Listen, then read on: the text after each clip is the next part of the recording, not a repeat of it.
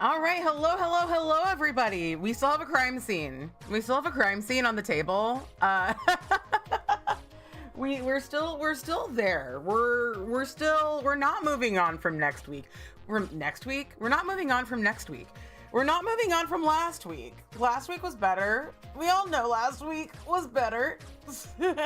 And in fact, we're so not moving on from last week that we're gonna watch The Hunger tonight because y'all. Been a tough one, right? I'm glad I saw Sassy being like, I saw we were crying and I headed right over and I'm like, yes. Everybody, here's what we need. We need like, hold on. Let's have like a visual aid.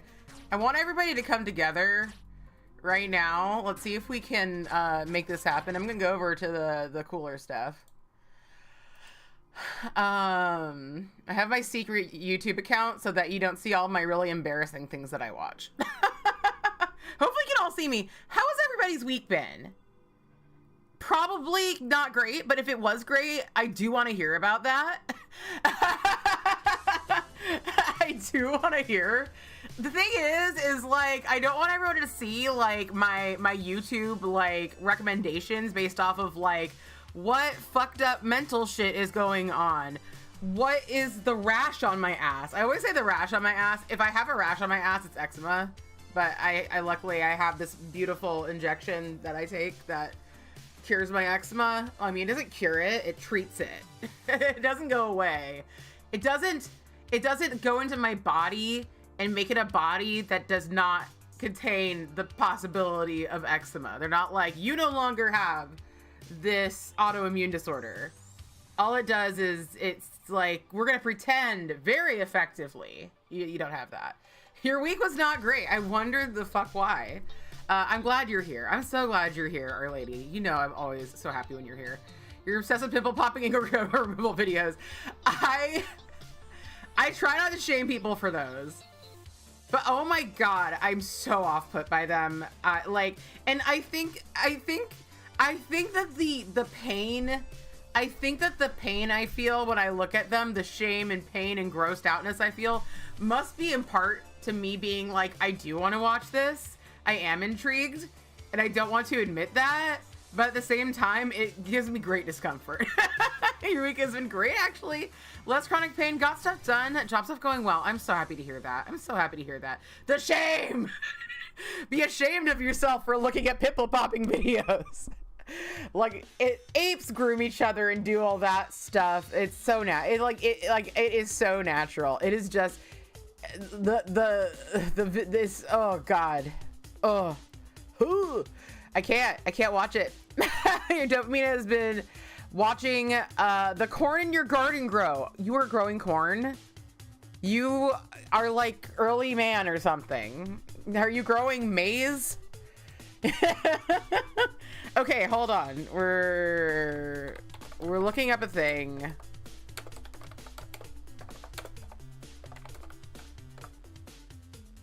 Yeah. Hold on. I need to make sure. Yeah, okay. We're not gonna see anything bad. This is everybody, let's have a moment here. We're gonna watch something together. It's gonna be very cathartic. This is here's what we're doing today. Here is a representation of what we're doing today. This is I'm Danny. For once, I'm Danny. And all of these ladies are you. You're gonna take me over to the house and we're all gonna cry together. I need to make sure I'm not gonna be seeing any naked bodies, because this happens like very quickly in succession after seeing like a lot of naked people. In a scene that actually, the more I think about that scene, the more it actually seems a little cool. But yeah, we don't need to watch this. We just need to watch this where everybody's just screaming together. We're doing this today. Yeah, let's do it. We can cry together. This is us. You know, tag yourself. I'm Danny. What other random person in this group are you?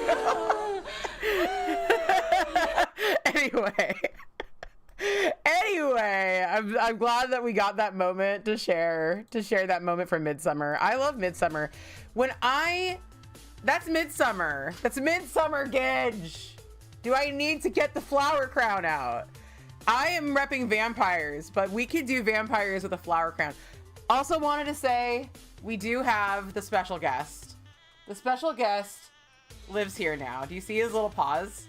Do you see his perfect little paws? He is so good at letting me hold his perfect little paws.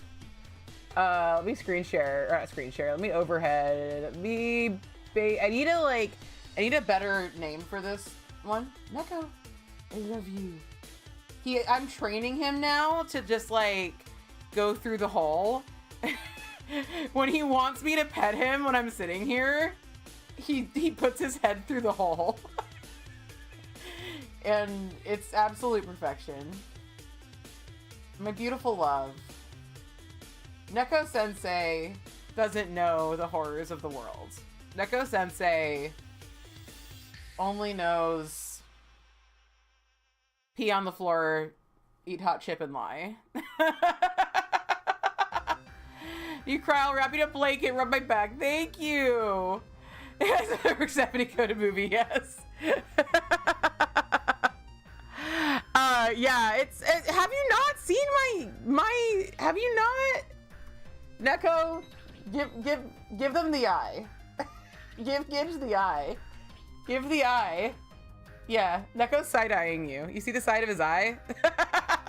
Do you not remember the video that I uploaded that was the best video I ever made, so I never uploaded anything again?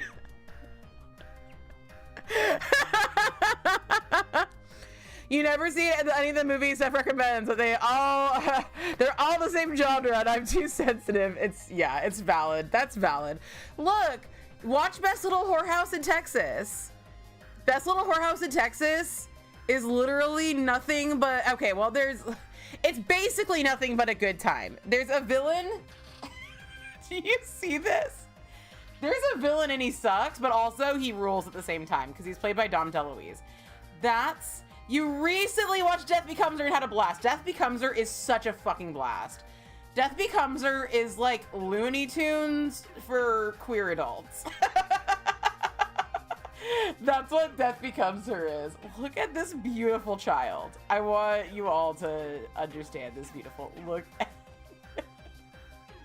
Neko, when did you become so perfect? When did you get so good at this? Neko used to be like, I will never be on your stream. I will never show my face on your stream. And now he's like, rub me while I put my head through the cloud hole. Neko helping me pay the bills right now, right? Right? Neko, I will exploit you. I'm going to exploit you. It's okay to exploit your pets. This is hot take. Hot take. If you treat your pets, if you get them food, water, love, and the enrichment that they need in order to survive and thrive, you can exploit them all you want online. Make as much damn content as you want. Monetize the shit out of them. Because unlike children, they're never gonna get older and be like, I can't believe that you like put that story about me pooping on your, like, if I had a little boy that I birthed or adopted or was my nephew or something that like walked around my house and like peed on stuff occasionally, I would not be telling you about that because I wouldn't want that to come back to him in like years. But Neko's never going to apply for a job. His friends aren't ever going to watch my stream. They don't speak English. And he doesn't speak English. So even if his friends speak English to him, he only speaks Portuguese. And I've never learned it. But yeah, it's never gonna come back to haunt him. And oftentimes when you're doing like stuff with your pet for the TV, they're like are enjoying it. So as long as you're like, as long as they're chill, I think that exploiting your pets for money online is good. Right? He's so good. He's so good. You're work lurking and doing workplace harassment training. Apparently you're just too damn smart and proceeding through it too quickly. You when you try to make stupid comments about things to the cats about it. But yeah, I love Death Becomes Her. Yeah, a lot of the movies I recommend, like definitely The Hunger is more, The Hunger that we're watching tonight. We're watching The Hunger tonight. I thought about doing audience choice. I thought about doing Jeffrey. I thought about doing a vote between Jeffrey and audience choice. But at the end of the day, I'm having a really tough day, and I was so overwhelmed with, I mean, obviously we know I'm having a really tough day, and I was so overwhelmed with like even the concept of streaming, and doubly so the concept of movie night, and then like also like whatever. And for me, certain horror movies are very comforting, and this is a really common thing. And The Hunger is a queer movie, and it's a very good queer movie. Does it fit my pride stipulations? It's not completely opposed to them, but no. However, I need to see some lesbian sex. I need to see some David Bowie. I need the catharsis of fucking sobbing during this one scene that I fucking sobbed during. Neko. Boop. I'm gonna draw him out. Oh, look at the baby. He's so funny. Oh my god. He's so... You are so fucking funny. He's like a worm. He's like a worm coming out of there. I want you to slither your whole body through there. It'd be very Uzumaki, I feel, if he just slithered his whole body out of there. You want to see the curtains blowing over bodies. I love seeing the curtains blowing over bodies. I want to see the bed that only vampires can cope with, you know? The bed is in the middle of the fucking room. Husbando and I watched The Hunger, and we were so taken by the aesthetic and our desire to be these like beautiful queer vampires that we moved our bed to the middle of the room to see if like it was legit. And I gotta say, it was not legit. It was, you know, they say some things are too legit to quit. It wasn't legit, and we quit very soon. MFHA, mental health first aid, or psychological first aid? Yes. You're talking about a proposal to get, oh, okay. Yeah. Very cool. Oh, that's very fun. Not, I mean, maybe it's not fun, but it's very good of you. I'm happy for you to be getting certified for that, and also for doing that for whoever you might need to do it for. It's very good of you. You watch Arcane and I want to sob over lesbians. I've heard that's a good place to do it. The thing is that in The Hunger, you don't sob about the lesbians. You actually sob about the bisexuals. Everybody's the bisexuals. But you sob about David Bowie. Spoiler alert for The Hunger. I will just say it so that like, let me just give a rundown of The Hunger, and like, I'll wave my arms around like this when I'm done. And then maybe I'll go to the overhead when I'm done talking about this too. So basically, like, there's this vampire lady, and she is like the core vampire. She is like the vampire who makes the other vampires.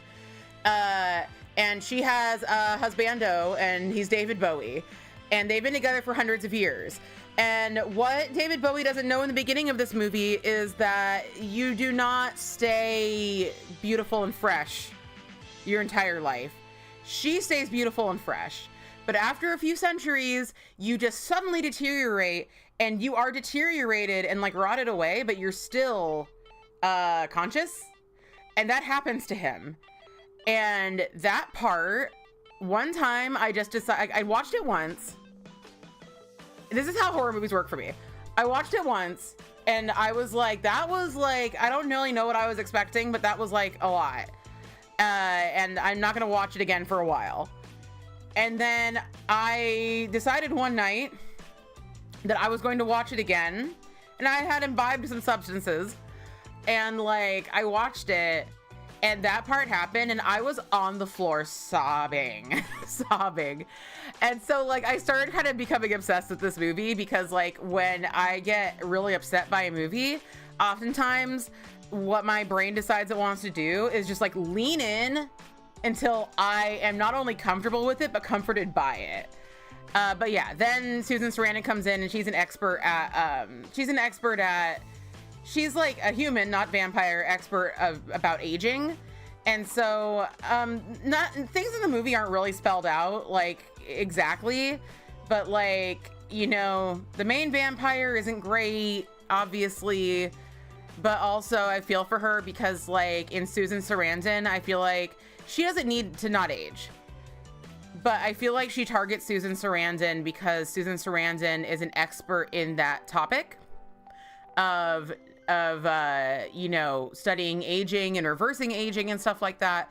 And she has buried, and well, not even buried, she has them with them. She has been carrying around these her lovers, you know, centuries and millennia of lovers that she hasn't been able to save. And her choice is make these things, do these things to the people she loves, or never have connection ever again in her life.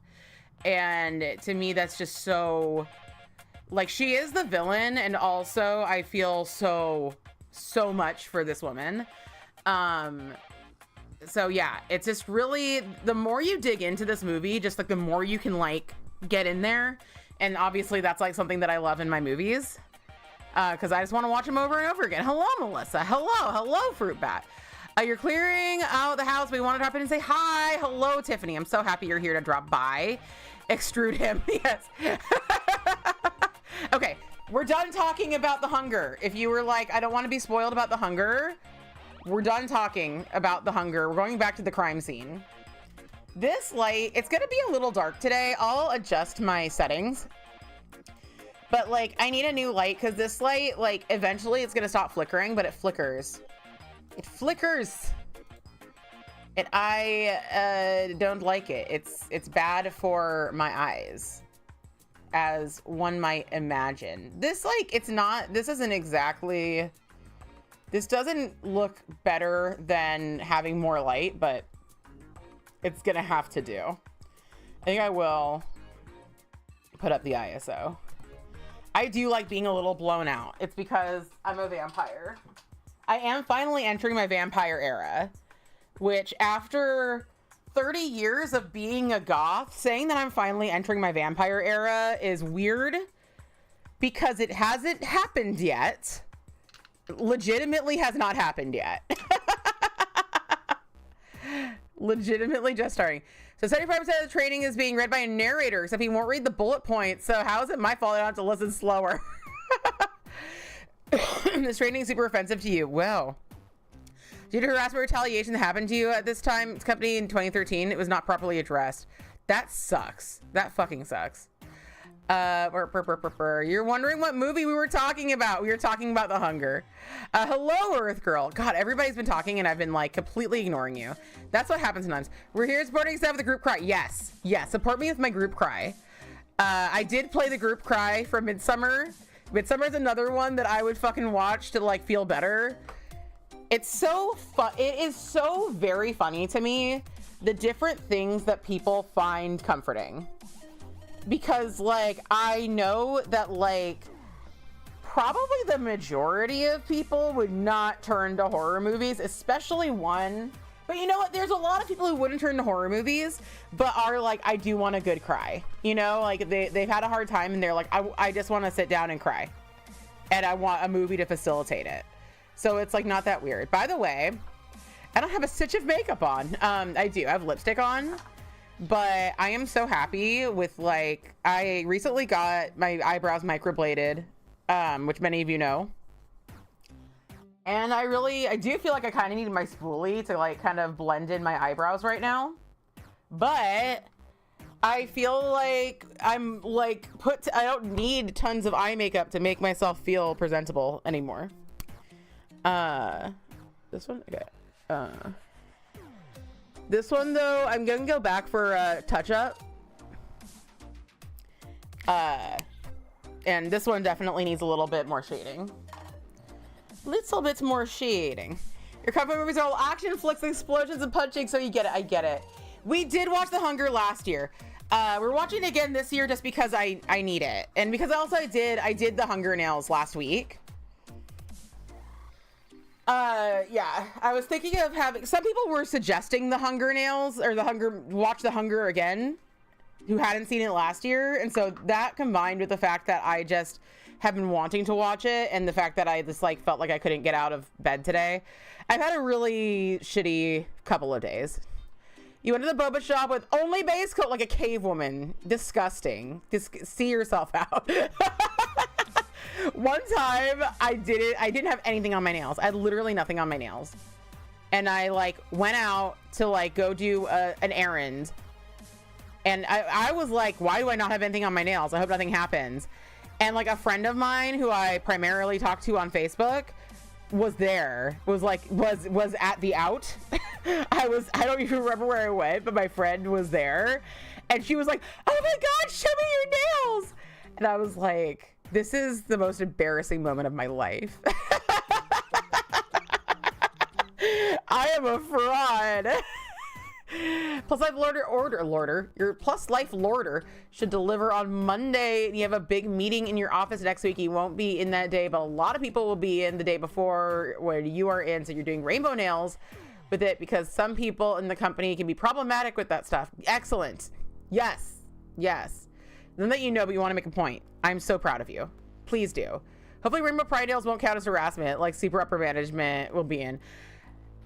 I like, not that the thing is, people are always like, you could sue for that.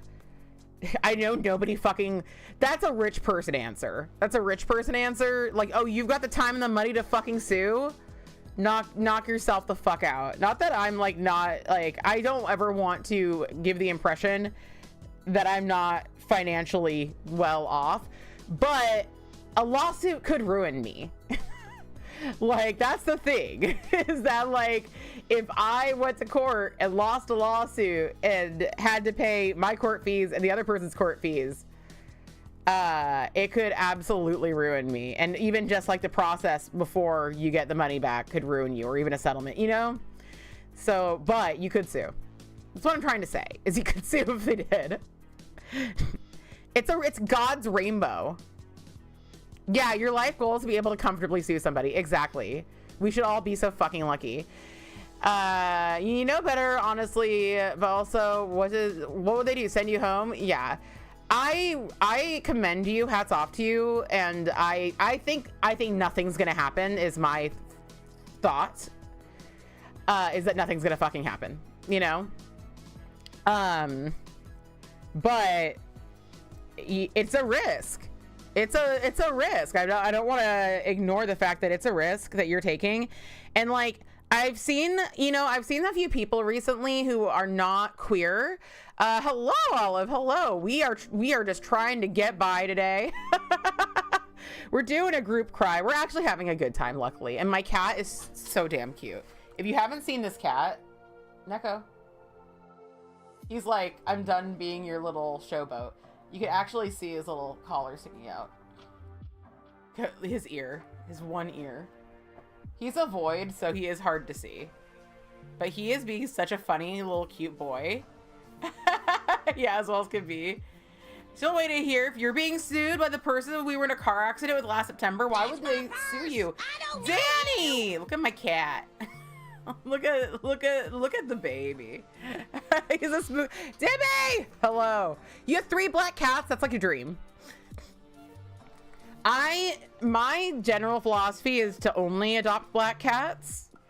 I did end up adopting my grandma's cats when she passed away. So like, those weren't black cats because she didn't have black cats. And then we adopted Shepherd, who's black and white.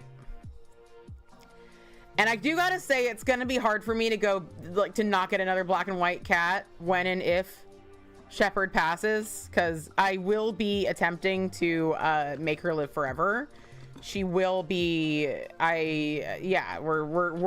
in it for the long haul with Shepard. Neko can go. No, but yeah, the idea is I will probably continue to adopt black cats. Insurance warned that they may sue because they've asked for the maximum available payout or something. You don't know, legally we're both at fault. So yeah, it sounds unlikely that they'll find a lawyer that really wants to represent that. So I'm knocking on wood. We're gonna hope it doesn't happen. Here's something that happened when the guys went to boot camp, and it pissed me off to hear. At least at the time, nothing was done. That sucks. So I hope it makes a point. I would not have put up with that if you had been there. Thank you for being a friend. Travel down the road and back again.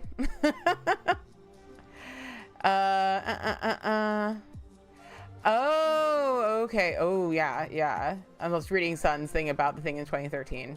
Hello, Luna. Hello. I just saw you. You're naked, but you apply Dove Jelly during the movie tonight. To your whole naked body. Oh, kid, you're getting your plus life. Excellent. Punch him in the eyeballs with rainbows. Hello, plants. I just saw that you got here. Okay. I'm back. I have scrolled. But the point is that I have seen a lot of people who are not queer be like, should I, can I, whatever, about pride manis and whatever. And I say yes. Especially in the current climate, because here is my philosophy. Even if you don't change any minds or open up anybody's mind to, the fact that being gay is okay, which is so fucking weird they don't think that, but like, people are fucking weird.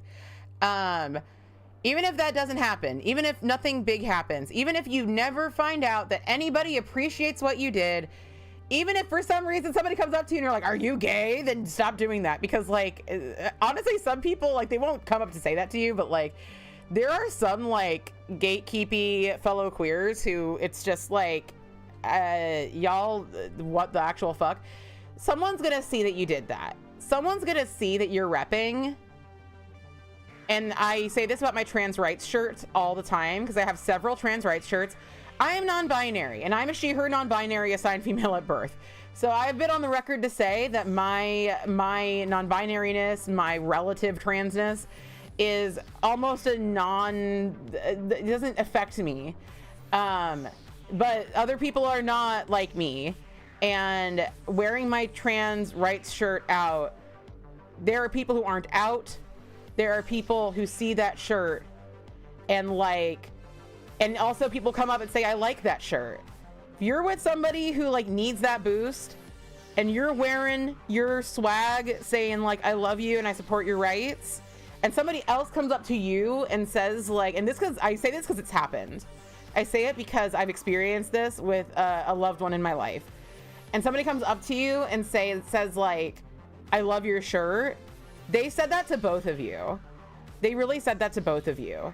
And it is heard, if everybody who supported LGBTQ plus rights wore shirts about it all through Pride, there'd be a lot of us, and it would be a fucking movement. Honestly, you have trans rights tees because I have trans people in your life who you love, and I think more people normalizing accepting publicity better. Yeah, exactly. You wish you had that many Pride shirts? Yes. We like, honestly, don't spend too much money, but like, I think it's a really good thing to do. If you can. There are people who cannot express themselves, who are at risk, who either mentally or, like I said, like physically from pain of like, violence or something like that, cannot express themselves. So if you can, it is such a big deal. It is such a big deal.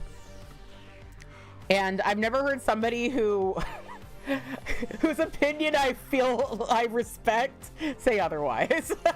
I've heard assholes say shit about it, but I'm like, I don't like you. Believe it or not, every community, every variety of person, if it's something you didn't choose, which being queer is not a choice, there's always going to be assholes.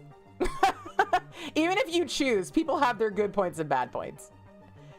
All you did was draw a rainbow on June on our department calendar, and the day guy in the office who is accepted and talks openly about his partner thanked you. Exactly. I'm going back to read people's comments. Danny, love that you finally hear your internet is messing up bad. Your internet has been not the greatest.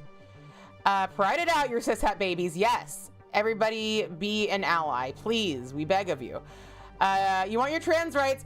Oh, I'll send you the link, Our Lady. It's on Etsy. It's on Etsy, but it is hard to search. It's hard to search. They don't like list it well. So I'll send you a link. I also have I'll post a few of my trans rights shirts and some of them that I like in the in the Discord later. And if I don't, remind me. You have, okay. You wore fucking Rainbow Bright shirt yesterday. This dude came up to you at the store and said you were offensive. Dude, mind your own damn business. Mind your own business. You're offensive. Get a life. You saw a sweet commercial that had a bunch of people wearing a little pride bracelet or pin, the comfort it brought to strangers. Oh, I'm so glad that that word is getting out. Some of which they didn't even interact with, just made them feel a little safer. Yeah. You feel the way at work when trans people come through your regular line, your register line, and see your pronouns pin, and they have a visible sigh of relief knowing they're safe interaction. Yeah. You have a rainbow tie-dye non-binary artist album shirt. Yes. Yes. It was like about rainbows. Rainbows are really offensive. I hate God's rainbow. Yeah, obviously. Yeah, I like to wear all black. Obviously. Now, half the days the shirts online you can't buy because of the U.S. tariffs. That is such fucking bullshit. One of your favorite consumers is trans, and she made merch that is a super inside joke for the community. And I have too, and I'm just hoping for the day someone comes up to me and gets it, but it's super obvious. Yes, enjoy editing your YouTube vid as much as you can. If you can afford it, it's safe to do so. You strongly encourage people to buy supportive tees from queer and trans artists. Yes, it is supporting multiple ways at once. All you do is draw. Oh yeah. Yes. The gay guy, TM. Let me know if you're the gay guy, TM. You say you look, that's a lie. You love talking too much. I understand that completely. I cannot do something else while a stream is running. I'm like, I have to share my opinion right now. Right now, I have to tell you what I think right this minute. You need to update your drivers, your GPU. You put trans right merch in what happens on street. Yes, thank you. Yeah, share the stuff. Support a local or international queer artist today. They need your support. I would say now more than ever. But I do think there was a time where it was worse. It's just that it's very bad now too. You know what I mean? It's also very bad now. I'm really glad that I streamed. Thank you to the Fruit Bat who really helped me today to decide to stream or not. We're doing Bi Furious nails because Doomed Red Shirt brought up the idea of me doing chroma depth. I'm gonna stretch. Of me doing some chroma depth nails. I do not know where my nearest set of chroma depth glasses are. I'm sure I have some. I do need to order more though, so I can start sending them out again. And all I could think about when Doomed suggested that is I used to have this shirt. That said, it's from Scott Pilgrim versus the World. Is that the full name of the thing? Because there's a part where he has to fight one of the evil exes who is a woman, and I wanted to call her Regina George. Ramona Flowers, is that her name? She's not Regina George. She's like, I was a little bi-curious, and then her ex is like, bi-curious? Well, I'm bi-furious. And I think it also, I was thinking of taking today to do a resist Manny. I will be protesting on the 14th, and I encourage all of you to find out where your local protest is and go to it for the No More Kings protest, and go do that if it is safe for, let's be honest, it's not going to be, there is no guarantee that these protests are safe anymore. We have to be honest with ourselves about that. There's no guarantee that Resistance is going to continue to be exactly Our Lady. There's no guarantee that Resistance, even public protesting, is going to remain legal. Our Constitution does guarantee it, but that doesn't seem to matter anymore. So I will look down on people for supporting what's happening. If you support what's happening with the reaction to the protests right now, and you can literally just leave. You can just leave. This is our community, and we're trying to keep us safe, and that's a violation of our safety. Yeah, exactly. I'm not gonna try to, Barney has some problematic opinions. Sun's Cat Barney, don't listen to him. Or he was showing support. He agrees. Okay, he agrees. I thought he was... I'm sorry I put those words. For some reason, my first thought for a joke was saying that he, is against it. And now I feel really bad that I slandered your cat's name. I love Barney with all of my heart. He's just really bad at typing. He wrote fuck and he meant to say fight. But yeah, I do honestly, hey, I'm sorry. I'm sorry I slandered your cat like that. He was showing his support and I tried to say he was a Trump supporter, and for that I deserve to be canceled. Hold on. Okay.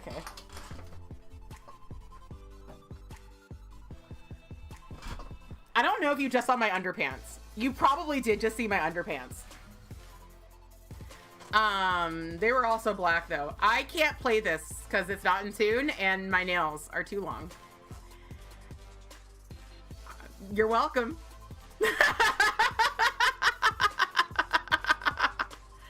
You're so welcome for seeing my undies.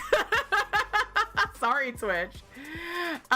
You're looking away, so thank you. Thank you for demurely looking away. Toxic cat accuser train. You also wear undies? What? I didn't think we could have more in common, Our Lady. Proven wrong. I do love I just realized I stood up and I'm like, there, he saw my underpants. They saw them. That's really funny. I'm really glad that I wasn't wearing a pair of underpants that I wasn't wearing like a legit thong, and B, that I don't usually wear a legit thong because do y'all have this? Y'all have, hey, paint on my arm. Do y'all? Yeah. Do you have this problem where thongs are uncomfortable for you? Jess! I said that Sun's cat was a Trump supporter. I was saying that if you are a Trump supporter, you could leave. You're dismissed. Well, I'm not gonna salute you. You're dismissed. And then Barney, Sun's cat, stepped on the keyboard and spouted out a bunch of gibberish, which he's been doing a lot recently, which has been great. Somebody go back and you can go back and clip it. But yeah, I did show off my undies. Thongs only here. Thongs only. How do you do that? How do you not just get the rawest ass crack? Clip respectfully. Yeah, I don't, we're all adults here, I hope. Your butt just needs it all anyway. Plans. You can't say you can't say that things on television. Anyway, point is that Barney sat on the computer keyboard, and I was like, Barney has some problematic views, And as soon as I said that, I was like, oh my God, how fucking dare I accuse our beautiful, precious baby Barney of doing that. And so I had to apologize. I was like, I don't know what I was thinking. Jess, how are you? Everybody, Jess recently got her skull scanned, and apparently is going to receive it, or has received it, in a way that can be 3D printed.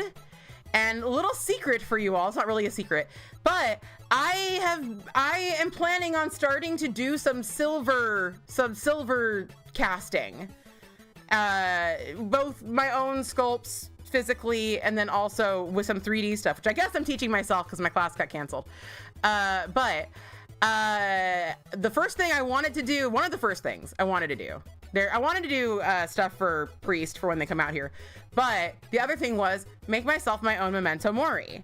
And I was going to use somebody else's skull sculpt and do some other whatever.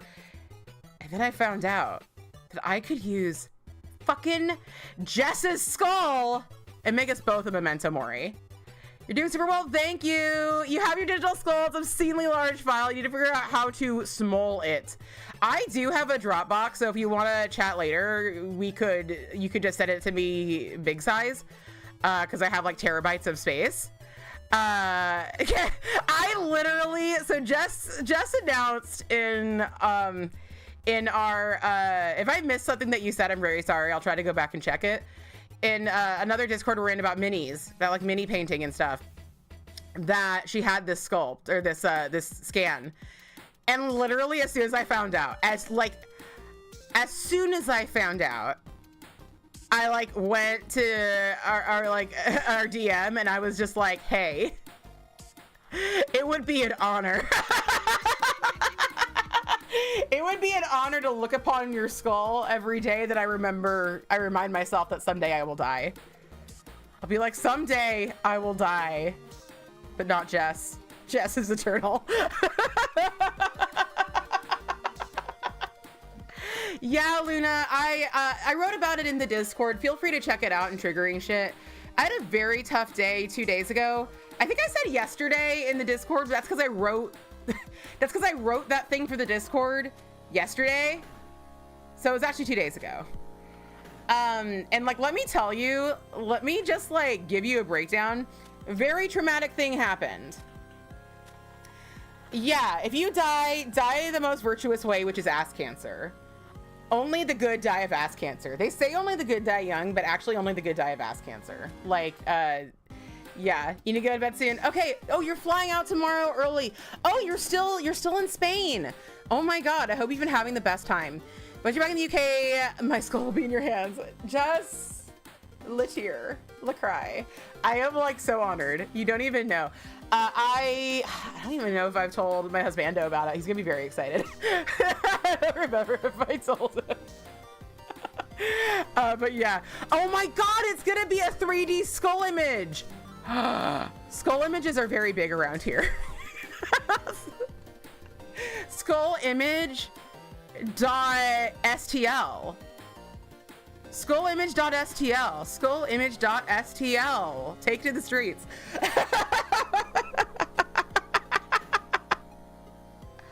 Wait, what took a day to develop? Yeah, it did take a day to develop. I'm gonna look back and see if there is. Wait, you have a request for me, Vero? Yeah, give me. I wish. Tell me your request. Either later or now. If you have a little strip of thong in your ass or a huge wad of granny pants in your ass, I'll take the thin strip. I would take the granny panties because at least they're not gonna rub me the wrong way. How Plant's butt is Pac-Man? Yeah, Plants has a Pac-Man ass. Oh, Rat's just so cool. Yeah. Sorry, it's like what Jess said. I'm just okay. We were all talking about thongs. Hello. Wait. Literally came out onto the only good die of ass cancer. Literally what I expected. It's so true. Yeah, sadly, the same day that all this shit happened to me, Raver, Danny's beautiful, wonderful dog, that we all know and love from Bingo and other things in our life, got, you know, he's been struggling with the ass cancer for a long time. But yeah, it's the dog is coming to a close. He almost beat ass cancer, but he sadly came in second to ass cancer. But he's alive right now. He is alive right now. And Danny and I have already joked about it, so I hope he doesn't mind that I'm joking about it right now. Guess is back again. Ass cancer is back. Tell a friend. Yeah, Danny told me pretty fast that the ass cancer was back. Yeah, right? Poor closed dogs, yes.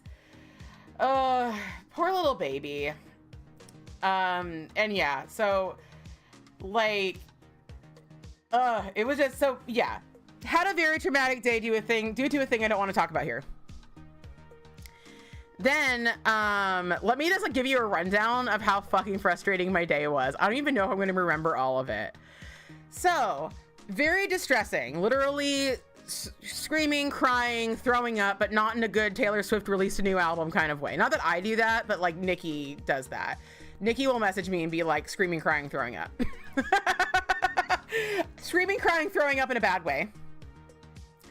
And then I was like, I need to calm down. My head was in my freezer like most of the day because like I use these things called the TIP skills. TIP, temperature, intense exercise, and paced breathing and paired muscle relaxation to get me out of fight or flight and to get me out of rage mode. And so the one that works the best for me is either paced breathing. I mean, intense exercise might have worked, but at the time I wasn't going to be doing that. But I was doing temperature, and basically what you do is you try to do a dive response for your body. The classic way to do it: bowl of ice water, hold your breath, put your face in for as long as you can hold it, 30 seconds usually, is kind of like the standard. And then that like it makes your body go, oh, we're going underwater. We can't be fussing with emotions right now. We have to conserve our energy so we don't die underwater. So like you can also do that. How I do it often is I use a bag of like frozen food. I bend over, I hold my breath, and I just like shove my face and literally into a bag of tater tots has been my favorite go-to recently. So I shove my face into the tater tots. That's how I relax. Yeah, it's very, if we're talking about the tip skills, if I'm missing things people are saying, just one of those days, we're just gonna have to cope. Use your tip skills. Hi, Eric, hello. I think so far you've learned from this stream. I can't wait to see what you've learned from my stream. So yeah, dogs are closed. Where did the dogs closing come from? Did I miss something?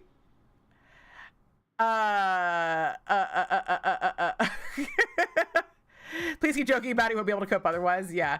Tater Tots hack. Tater Tots. The Tater Tot brain hack. Tater Tot therapy. Look, Tater Tots are good for two things. For having a Tater Tot secret, which is when your mouth looks like there's something in your mouth that shouldn't be there. Because you're a dog that has too many tater tots in your mouth and you stole them. And your owner's like, what's in your mouth? And you go, and it's all tater tots. Anyway. Oh, that your dog is going, you're liquidating literally. Yeah, yes, your dog is closing. The dog is closed. Yes. Okay, I get it now. I'm like, whew. Anyway, so I did my tater tot therapy and I was doing it all day. Eventually I ended up, we have this 8-hour ice pack, which is amazing. It's called like a cryo something. I don't know. Search 8-hour ice pack on Amazon or whatever you shop at. And it's amazing. It lasts for 8 hours. I live on it. And like, I took it out of the freezer and I sat on the couch and I was holding it onto my head.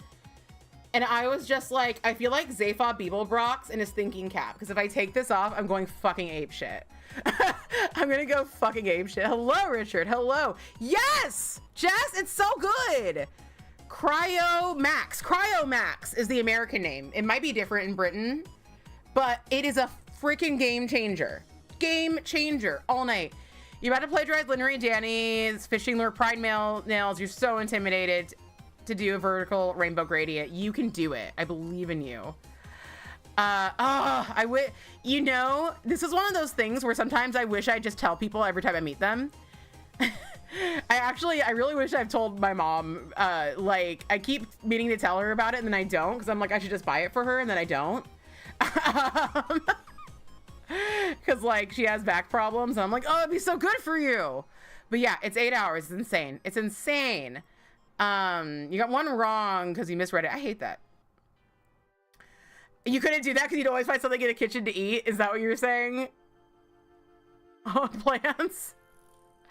But yeah, so I was sitting there with my thinking cap on. But anyway, I was doing my tip skills. The thing about the tip skills is that they are there to facilitate you to go on to your next coping skill. At the time, I didn't really, I was very deeply in crisis, and I couldn't really figure out a way to like move on to my next coping skill.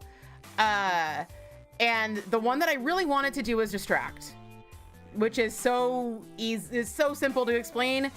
You distract yourself. You do something that will distract you from your crisis. Because if you can't deal with, if you are just too overwhelmed, you need to move on. What? It's something that's sale medically in the United States. Here in the UK, pharmacists look haunted at how such technology is achieved. That's so weird. I always just assume everything's available everywhere, but I think that's just like my American bias. It won't be for much longer because we're not going to have everything available here for much longer, I'm sure. But, yay, the economy. Or as my ex-roommate, Stephanie, I've had 2 ex-roommates. One of them was, and I hate saying this, really stupid. But she thought Obama was bad for the economy, and she said those words. Like, she doesn't really stupid. That was a really mean thing to say, but like, the things that she said were fascinating. There were just some times, man. But anyway, the point is the economy is in shambles. Anyway, I wanted to distract myself. Long story short, I wanted to distract myself. So I'm like, I'm going to play Oblivion because we're playing Oblivion. So I get on freaking Oblivion and they're like, all right, see you in a bit, Luna.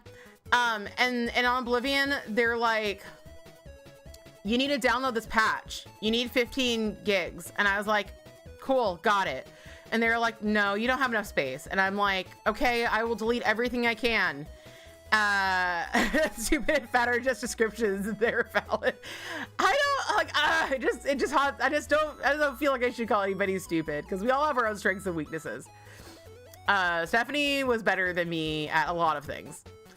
But remembering words wasn't one of them. But anyway, but fat is I do agree that fat's a description. But it's maybe, I don't know. Who cares? We're moving on. So anyway, I just kept trying. I kept deleting stuff and trying, and it wouldn't load. And then finally, like later on in the day, Hubs was like, okay, I'll check it out. And he's like, okay, you know what I think's happening is that like they aren't patching Oblivion. You're getting a new version of Oblivion on your computer. You're getting like a new version, and like they're leaving Oblivion on your computer until it like they get it downloaded, and then they're gonna swap it out Indiana Jones style. He didn't say the Indiana Jones style, that was me. Praise me. But anyway, they're gonna swap it out Indiana Jones style. And so like finally we came up with the I don't have a lot of space in that computer, so finally we like came up with like the solution of just like uninstalling Oblivion and then reinstalling it, and that worked. But that didn't happen until later in the day. So I literally felt like I was just like in this crisis, and no matter what I did to like get myself out of this crisis, I still could not get myself out of this crisis. So during the day, I tried calling she's not stupid, she's amazingly resilient. Oh my God, Jess, brutal. Nice and brutal at the same time. Wow, you belong in you're a Southern woman at heart, I feel. That was incredible. Bless her heart. She's a survivor. So resilient. Yes, Danny, exactly. Anyway, yeah, my incredibly resilient. I really like Stephanie, but but bless her heart. Anyway, so yeah, in Crisis, sorry, my stories always take an hour, so buckle in. In Crisis, I'm like, I am going to find a therapist because I've been thinking of getting a regular talk therapist for a while because like my DBT groups are great, but sometimes I just really need to talk about me for like an hour and like have somebody like validate me specifically about my problems and not talk about anybody else. And that's not what happens in the DBT group, shockingly. It's not all about me. And it's about coping skills. It's not about venting, you know? So looking up, find a therapist because I have this app called Rula. If you don't have it, it's really good. Who you get matched up with, it really depends. It's just a way to find a therapist, but it is a way to find a therapist. You know, like it's hard to find a therapist, and I have successfully matched with therapists there, and I don't blame the app for when it didn't work. But anyway, so found one, and then I'm like, let me check the time for this class that I have this summer, so I make sure I don't schedule this appointment over my class that starts on Monday. So I go on to my portal and I can't figure out my schedule, and I see that there's a class. When I go to one of the places like registration, they're like Digital Art 104, but it doesn't have a time, and when I click on it, it's like make a schedule, they're like there's no sections of this. And I was like, and the day before, I'd gone in and been like, am I good to go? And they're like, oh, you need your ID, but you're all paid up, you're good to go. And I was like, cool, I'm good to go. And then, so I couldn't figure it out. So I called and I was like trying to figure out, hey, what's up with my class? And they're like, we're not offering that class this summer. And I was like, I enrolled in it though. And they had said that that class could be canceled if there was like low attendance, if like people didn't like join it, low enrollment. And so that was fine, but I've still not gotten a notification that on Monday I don't have a class to go to, and I haven't gotten a refund of my money, and they will give me one, I'm sure, but like, it was just like, I was just like, but my class, and he's like, but it doesn't exist, and I was like, so do you think it was canceled? And he's like, I don't know. And it's like, why don't you know? Why isn't there a list of like, this class was canceled? And so then they sent me to like, admissions and records so I could ask for my money back, and then the admissions and records person put me in a Zoom call, and then I waited 15 minutes and then got admitted to the Zoom call and nobody was there. And I was just like, on this, the day of my daughter's wedding, on this, the worst fucking day of my life, like, you do this shit to me? And then later on, I was like, I want to watch this horror movie. Yeah, Rage Explosion. Exactly, Rage Explosion. Yeah, and like, I'm just adding this all because I tell you, it's like the icing on the cake. Like, I wanted to watch the movie Lake Mungo. Still haven't finished Lake Mungo. Something happened in it that was kind of like, this is too much for me right now, and so I like turned it off. And it was only playing with ads. But then I saw that it was on Shudder, and I like Shudder, and was thinking of watching some other things on Shudder too. So I clicked on the thing like watch Lake Mungo, no commercials, on Shudder. And I was like, play movie. And they're like, you're not subscribed right now, subscribe. And I was like, cool, I will subscribe again. Leads me back to the play movie page. I clicked play movie and it's like, error, error, error. And then like, I go to their like search and it's like, do you mean Lake of Blood? And I'm like, no, I fucking do not. So like, I was baited and switched by Shudder. They were like the same day. All the same day. And I was like, I am literally just trying to have an okay time, not even a good time. And I seriously feel so attacked right now. Yeah. And then I got a text about Daddy's fucking dog. which honestly hardly even registered for me. But I was just like, the fuck? Okay, I need to finish it. Maybe I'll tell you why, like, I had to stop. I mean, you probably know around where I decided to stop it. But like when the tape is found is when I was like, oh, maybe not right now, but I do want to finish it because I hear it's so good. And so far, it's very good. And far be it from me to not watch something because it's disturbing, you know? I'm like, it's disturbing. It's a horror movie. Let's go. You know? But yeah. So yeah, I'm so glad to get that. I mean, everyone who I know who's seen Lake Mungo thinks it's really good. So that was my day that I had. And, you know, I'm getting over, I'm getting over the loss of my summer plans. That really sucked, but you know, what you gotta know about that situation is that it really sucked butt. And I was like, wish this situation didn't suck so much butt right now. I do not know where my orange sticks are, and they like, this is like, I shouldn't be using that honestly, but like, nothing I own works as good as orange sticks. I don't know where my new ones are.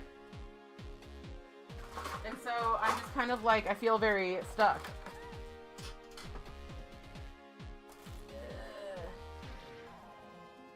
I need to, maybe they're in this box. Who knows? You would know a thing or two about sucking butts. So this one's ended up watching twice in a row. You see so much more the second time. Oh, I love that. That day is canceled. It's not the scariest film ever. It's just good. You can't even describe it. I, given what I know, because in the movie, it's a, I'm not going to say what it's about, but it's a documentary, and they go over footage, and they find out some stuff about the footage, and they go over the footage again. And even in the movie, there's more stuff in the footage that they didn't catch the first time. So like, yeah, I'm so excited. Thank you, Jess. I'm going to become obsessed.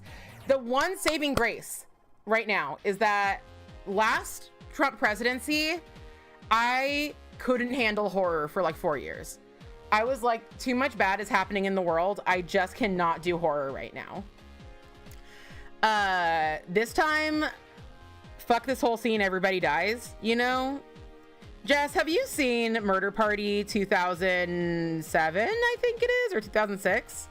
Because if you haven't, I think you'd love it, and you should watch it. It's my favorite fucking thing. But in it, one of my everybody in that movie is my favorite character, but one of my favorite characters. There are two, maybe three, who are my top favorites. My top favorites are Christopher S. Hawley, the protagonist, who C.S. Hawley, played by that man, is making a cameo or a full character in The Toxic Avenger coming out later this year, or being released to the public. Oh my god, yes. Oh my god, you got to. It's so good. I made an amazing cosplay for my husbando. I'll have to show it to you sometime. I did the guy on the cover in the cardboard armor husbando was out for Halloween this last year. I made it, and not to toot my own horn, but toot, it was the most movie accurate I've seen online, and it was really well done by me. I think I made like a movie quality replica of that armor, but we did it clean. We did it at the beginning of the movie when it's not covered in blood.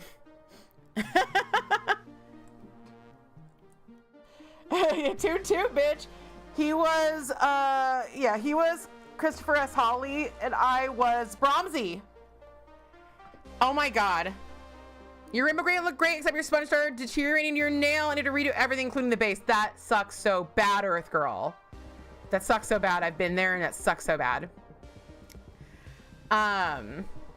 Murder Party, and I think it was 2006 or 2007. I will show you a image. 2007.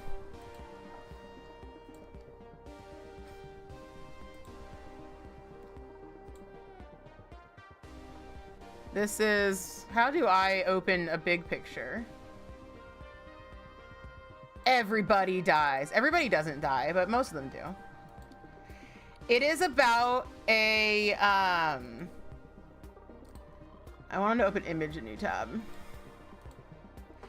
It is about a bunch of art students who are told that if they are the best at murdering some guy, they will get a grant.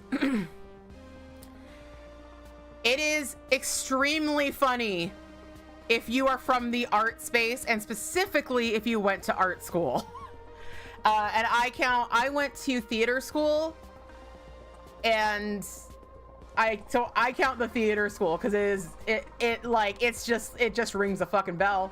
And it was funny because we were watching this thing about a theater camp called Camp in the Discord 2 weeks ago, and like people were likening it to Murder Party, and I was like, yes, it is theater and art, like these are the same. The future of educational grants. You know what, Jeremy? Like, you're not. Fuck, man. Fuck. That's all I gotta say. Anyway, this lovely gentleman.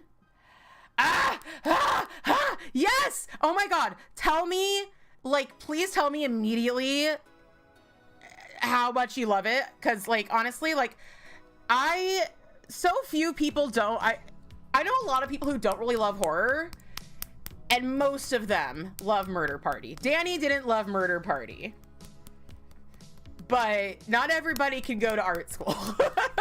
Some people have to be science teachers. My favorite, you did on the second watch. Okay, excellent. We watch it almost every Halloween because it is just my fucking favorite. So yeah, freaking Hubs was that. I was Bromsy. And I don't know, Jess, if you've seen my Bromsy. You probably have, because I show it off all the time. My preferred form of gender expression is him. This was my costume. And I'm big on horror, but you love Murder Party. Husband obviously wore that costume. But like, so we went to a party together, and Hubs, it's in a multi-level flat. Hubs goes up first,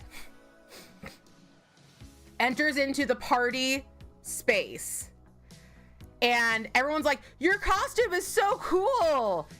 You should watch Murder Party, maybe, Yurik. I don't know. Dude, I love you. Do whatever you want. But he walks up, everybody's like, your costume's so cool. Oh, wow, did you make that? And he's like, no, my wife made that. She's like coming up behind me. And I'm like mildly disabled, so I'm like hobbling up that staircase. Thank you. Thank you, Jeremy. Thank you. Thank you. I love my big hairy titties. The director, if you didn't know this, and I'm sure some of you didn't know this, I don't want to view insights. Don't show me the insights. I just want to see the comments. This is directed by William Brent Bell. And oh, look at that! William Brent Bell loves this! He also directed The Boy 2, which was the worst. The actual... Thank you! Thank you, Jess! Thank you! I did love crepe hair in theater school. So I used crepe hair and spirit gum. But yeah, I don't know if you've seen The Boy, but you should. You're gonna get like, if you haven't seen it before, you're gonna get like 3/4 of the way through the movie and be like, what is Stephanie, what was she dressed as? And then you'll be like, oh. But anyway, so he comes up. He's like, whatever. You'd leave the party because of my chest hair? I thought you loved my chest hair. I got motorboated in that. By a real connoisseur. But anyway. Point is, he goes up. He's like, my wife made it. They're like, you're so cool, so cool. My wife made it. She's coming up the stairs. I come up wearing that. Silence. Absolute dead silence. Nobody said anything. And no, it didn't lead to a slow clap. It didn't lead to a slow laugh. It led to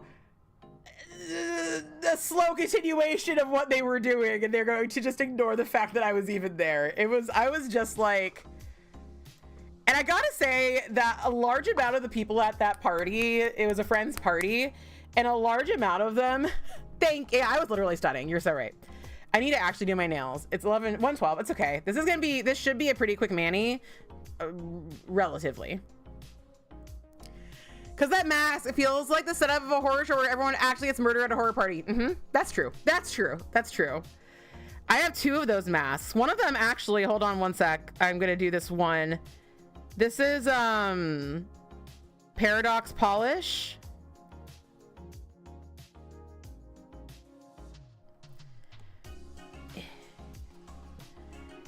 Strawberry Lemonade Summer. That mask is on this dragon up here.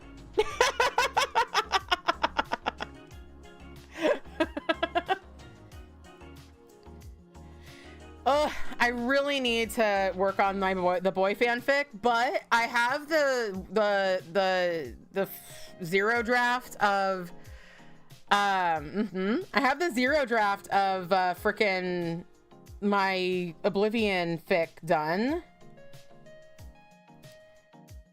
And my goal is to have that done, and like my goal is to start releasing the Oblivion fic and just have it done and have it start releasing in late July, and then go back to the Brahmsy fic. So we'll get back there when we get back there. And I'm hoping that the experience of writing this one really fast fic is going to really help me. We're in danger, y'all. No, we're only in danger of love. We're only in danger of loving the wall boy too much. Brahms is my good boy.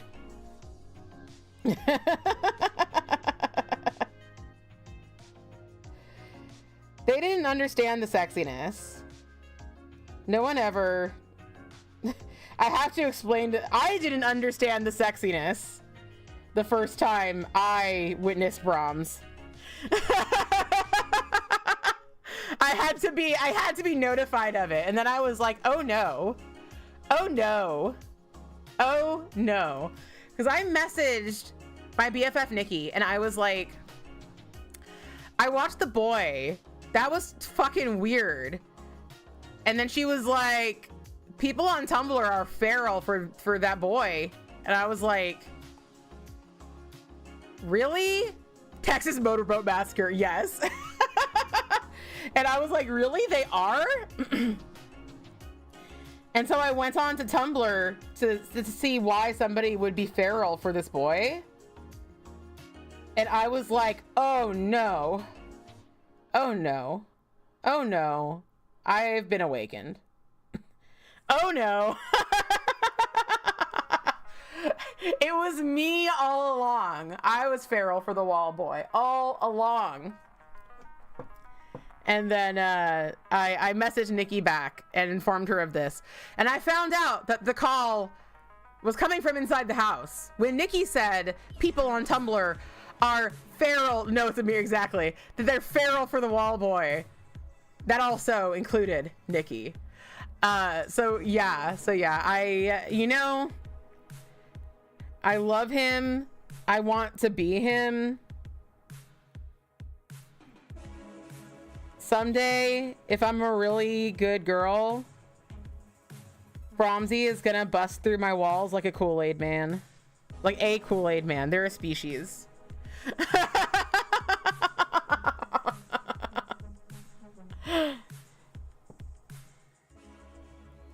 That's what I believe.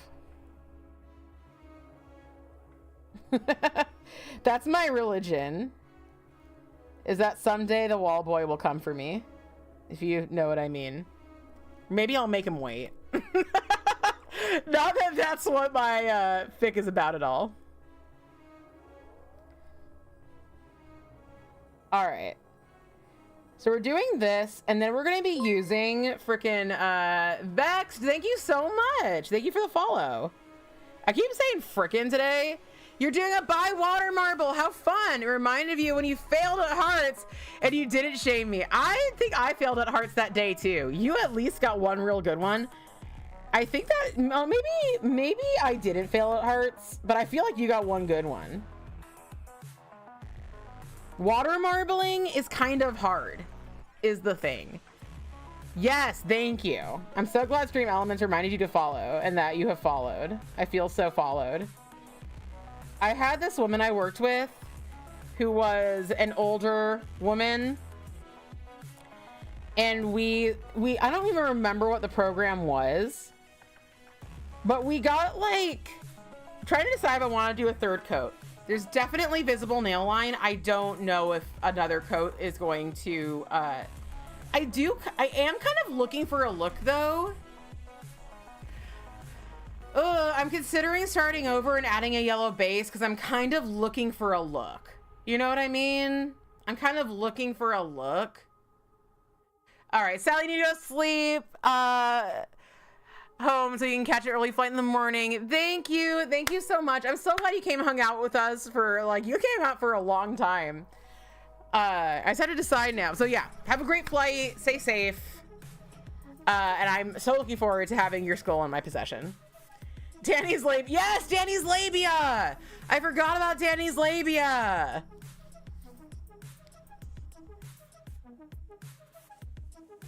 Do I want to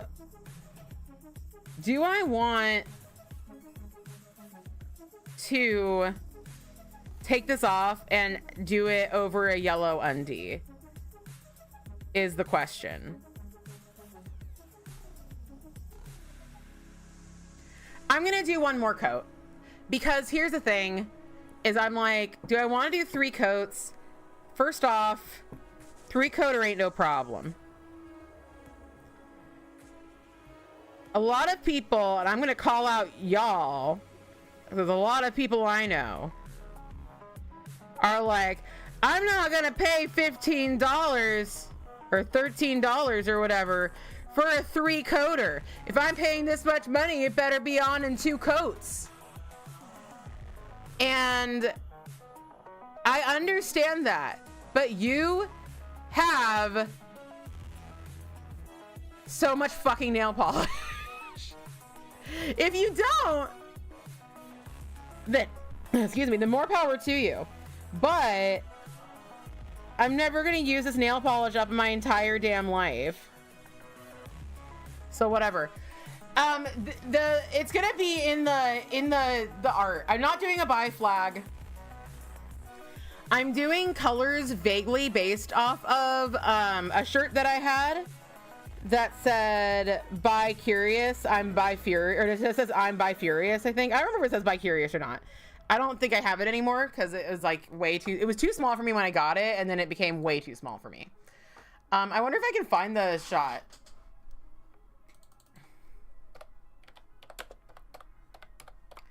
It's from Scott Pilgrim versus the World. Yeah, let's screen share. This ex-boyfriend's thing is messing with my head. Exes. Why do you keep saying that? Hold on.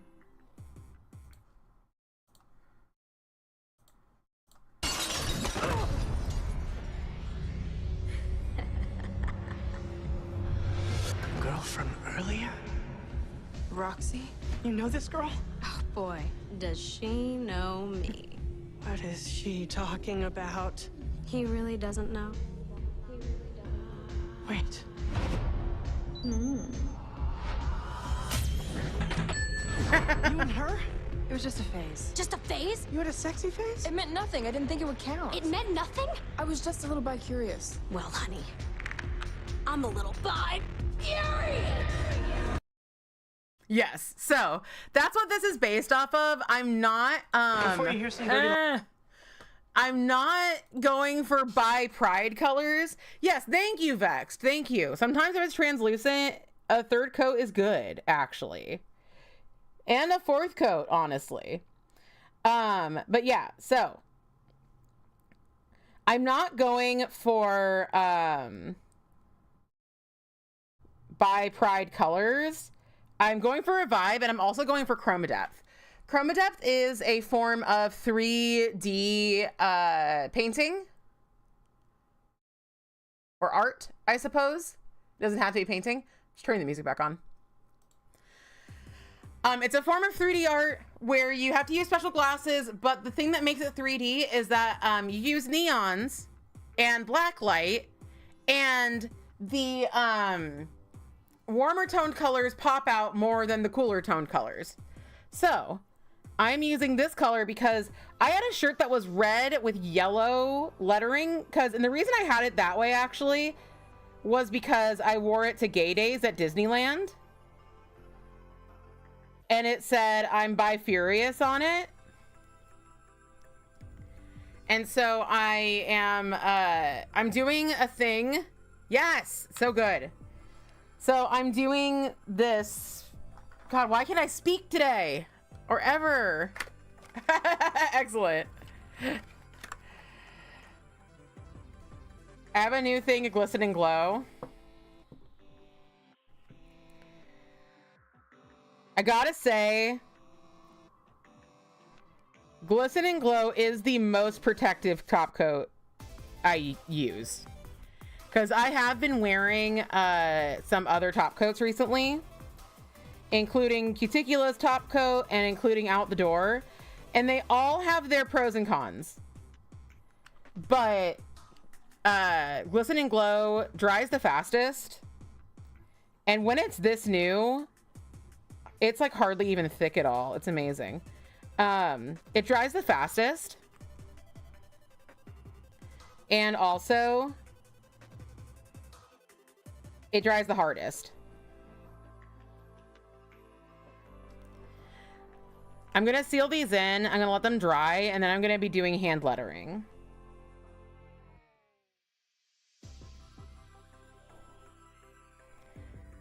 I have figured out how I want to do the spacing of the words. Oh, you're on your last bottle of Hollow Talker Hurler Turker Super Glurser. Well, I recommend replacing it with Glisten and Glow. Highly recommend it. It is like Hollow Taco Super Glossy, except for better. I have like a little bit of like leftover junk here from my last mani that I didn't get, and it will drive me nuts if I don't get it, but it might just have to drive me nuts because I don't know how I'm gonna get it without like ruining my whole ass mani I'm doing. I guess I could try like just coming back here with a brush and seeing if I can like, this is probably good. I'm gonna go back here and then maybe just come back over this with a little bit more of this yellow.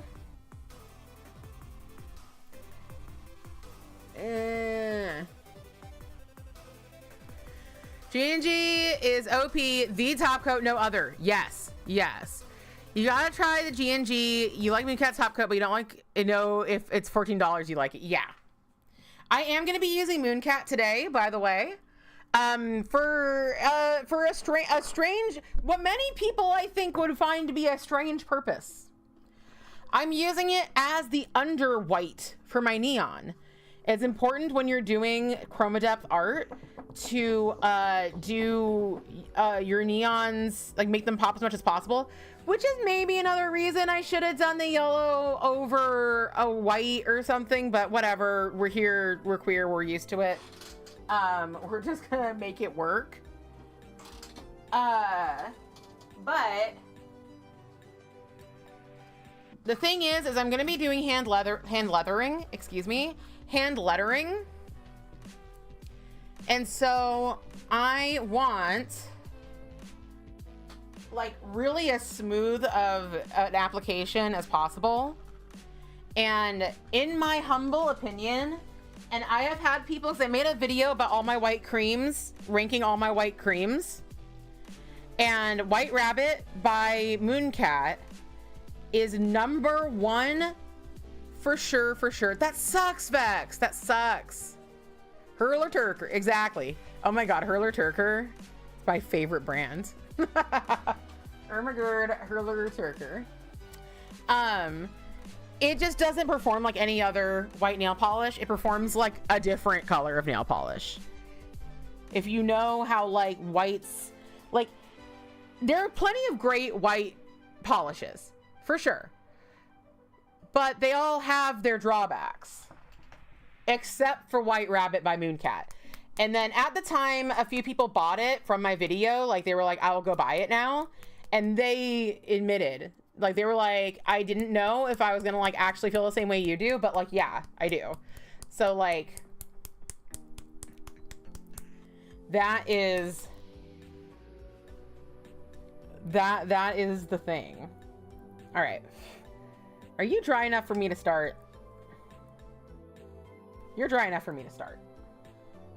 That's the thing about this fucking nail polish, is that it's like, not nail polish, this top coat, it's just like, it's already fucking good to go. But yeah, so what I'm going to do, and I think I need to not be too precious about it. Oh, you get rashes. Interesting. Thank you, Toshi. Thank you. Welcome, welcome. We're doing some By Furious nail art. We spent the first half of the stream crying. Not really crying. I actually didn't cry. I was a big, brave girl.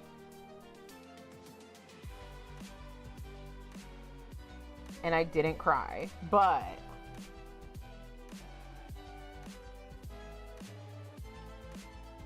I should have put this M a little bit further over so that I could do the, it's not an apostrophe. Is it an apostrophe? I don't know. So I could do the little thing that makes it I am instead of M. I'm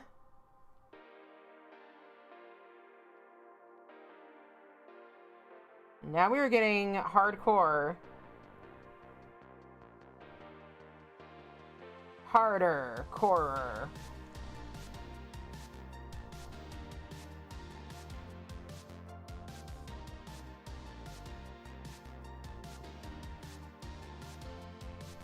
This doesn't seem like the best apostrophe placement I've ever done.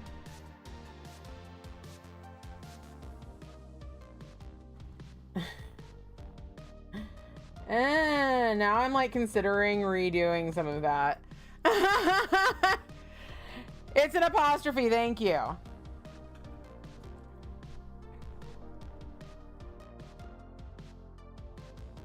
I feel like I could have done this better. Let me see if I'm gonna totally fuck up everything if I just get in and like do a bit of removing, shall we? By the way, in the Discord today, which if you are 18 plus and queer friendly, you are welcome to join. Discord. I am resilient to grammar. Yes, thank you. I've read an entire grammar book before. I wouldn't say it was for fun, but I would say it was for myself. I didn't do it for school. I didn't do it because anybody made me. Okay, I am... This was a bit much for this thing, but I think I can just, like, get in there and fix it. We'll see. Perhaps I should not have done this. Stream brain is real. You forget everything you've ever known. I always do get confused about apostrophes, though. Like, it's just because I never say that word. I never say the word apostrophe. When are you, like, apostrophe, you know? You know what they should call it? They should call it like a word comma or a sky comma. Considering just redoing this entire nail.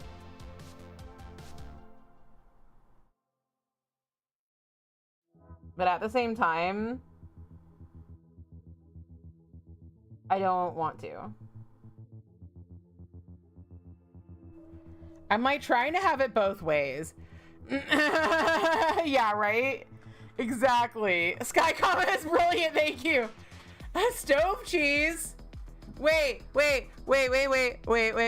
Time to make a grilled cheese for lunch, but on the stove. It's not the grill, so it's a stove cheese. Yes. Look, I may get canceled for saying this, but you can grill things on the stove. Praise be to the sky comma. Yes, exactly. Respect the sky comma. Let's let that dry a bit. I do think I pretty successfully hid my mistake. Luckily, I'm using a polish that has a lot of little whatever in it. But it might be more visible when we do this under black light. That's the only problem.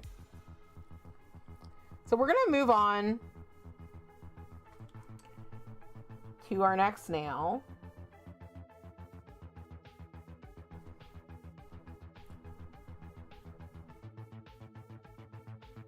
This one doesn't need a sky comma.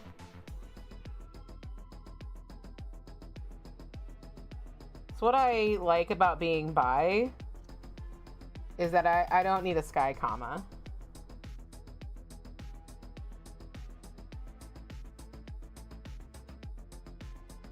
I don't know any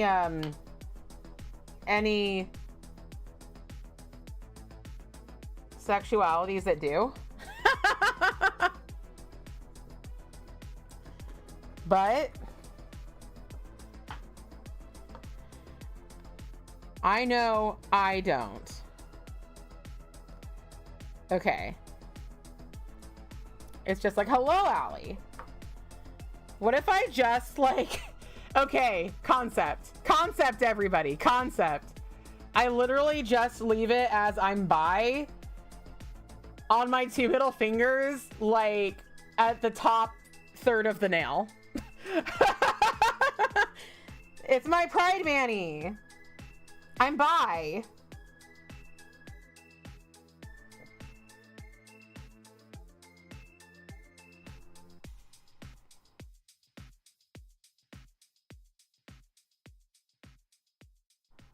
I generally consider myself pansexual so that people like know that I am like explicitly gender inclusive in my sexual attraction. But also I'm bi. Back in my day, we only had one word for being bi, and it was bi. And we didn't have this newfangled non-binary thing. So I just thought I was a weirdo. Attracted to the cast of The Mummy, yes. Do you all want to know a secret shame of mine that won't be a secret anymore when I tell you about it?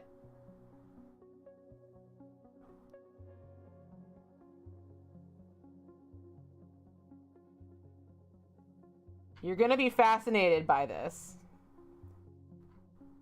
You're gonna be just absolutely fascinated by how this could be physically possible. Which, by the way, I am very attracted to the cast of The Mummy. Hello, Anti-Heart. Hello.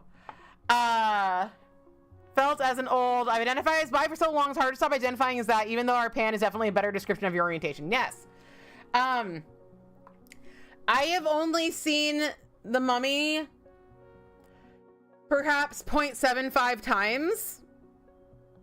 And the reason I've only seen The Mummy perhaps 0.75 times is because as a, I think, 16-year-old, when I finally got around to watching it, even though my mom and my sister who isn't like me, doesn't like really fantasy or adventure kind of things, they both really liked that movie. But when I finally got around to watching it when I was like 16, there was a scene that scared me too much. Me! Vex, thank you. Thank you for taking some of the heat from me in this situation.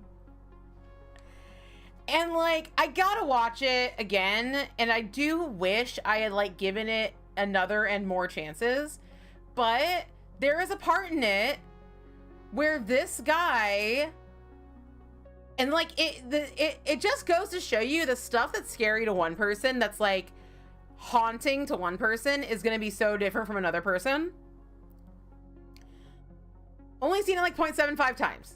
So they needed like body parts from a person's face to recreate, I think, Imhotep.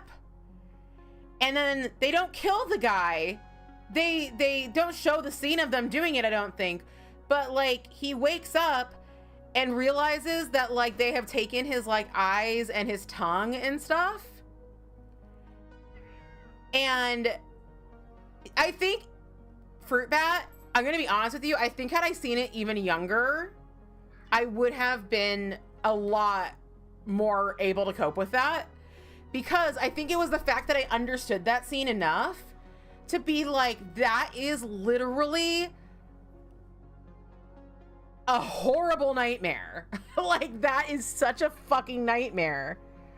You don't think anyone in The Mummy is hot? Quick question. What? I do think they're hot. I do think they're hot for sure. But that scene really upset me. I couldn't help but think of like being that guy and like waking up and someone's like, oh, what? Did you hear that, Shepard? Dippy doesn't find Brendan Fraser attractive. Tell them what you feel about that. Shepard's mad at you. Yeah, Shepard. Tell Dippy. Tell Dippy what you think about that.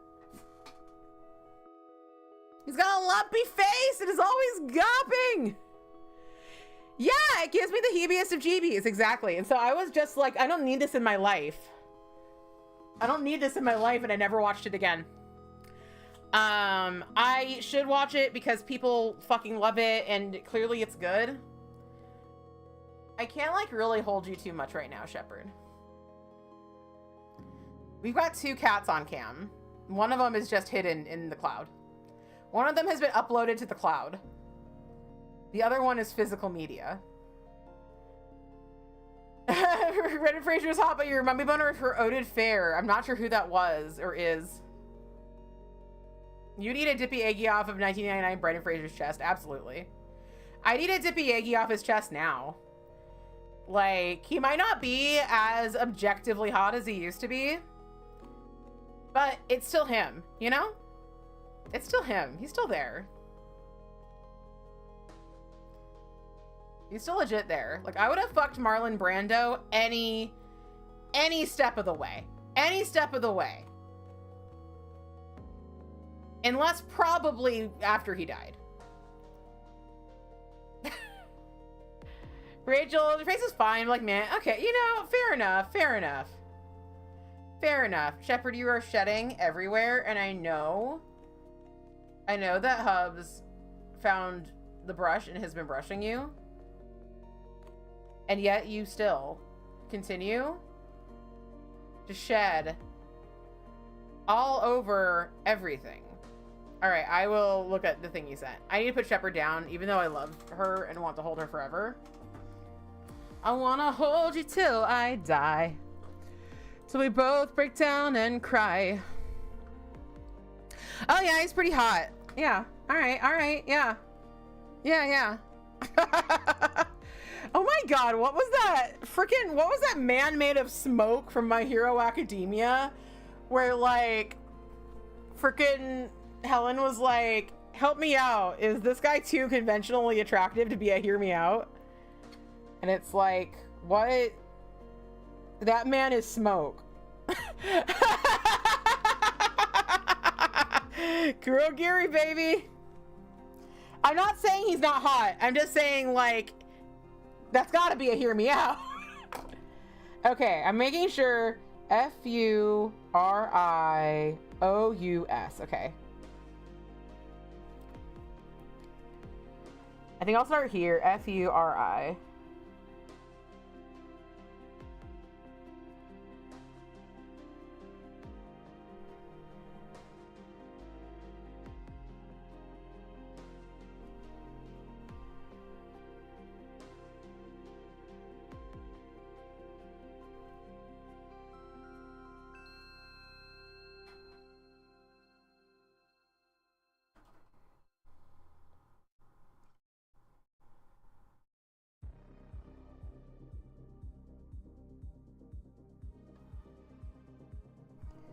Man, tiny brushes are such a lie.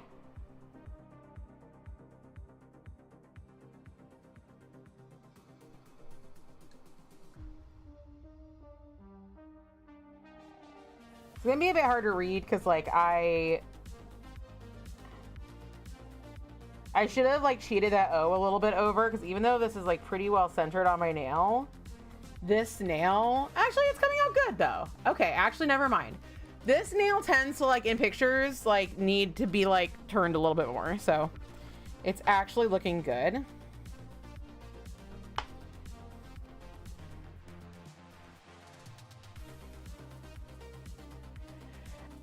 Here's why tiny brushes are a lie. So we got this little skinny brush. The problem with this, and I need to, it's actually holding more right now.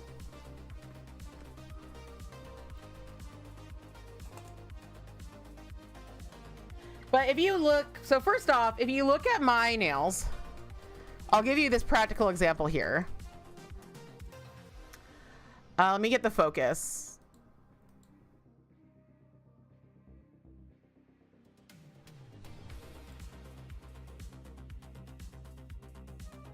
Do you see how much cleaner these lines are? The I'm by is like a lot less, like they're like a little wavy, you know. I actually might go over them again with a larger paintbrush. And it's because these smaller brushes, the thing that you really need for fine work, and obviously like every person in every job is going to be a little bit different. There are some like stamping applications where like you really need that thin ass brush, and there are some lining applications where either you're going to use a thin ass brush and it's going to like work well, or you're going to have to start over, or just accept that it's going to look shitty and you're not going to be able to use a bigger brush. But what you really want when you are doing fine work is you want a good tip on your brush. So like some people, when they're doing miniature painting, when they're doing the eyes, they'll use a brush that's like even smaller than this one, say, to like do the eyes. And when I use those, they don't carry enough paint. They just don't hold enough paint. And also, let me actually just try to get this up here for you again. I do this at 440. Let me, I know it's blurry right now, but I'm going to show you kind of the example. And hopefully it'll actually give me the example and it won't be like the one time I've ever done this. But let's say I want to get, here we go. All that paint, do you see how like the tip is very small and the paint's behind it? Like that tip isn't going to be doing a lot of work for you. And all the paint's kind of like trapped behind it. So let me get more. So when you're trying to do a really fine line, you're not getting any paint if you're getting like really, and then if you get here, you are going to get it, but you might even get like a line through it. I don't know if you can see that, but it has a little line through it. And it's not like the worst thing in the world, but if I use this Holo Taco larger brush, I point it in my mouth. You probably shouldn't do that, but I'm not your mom.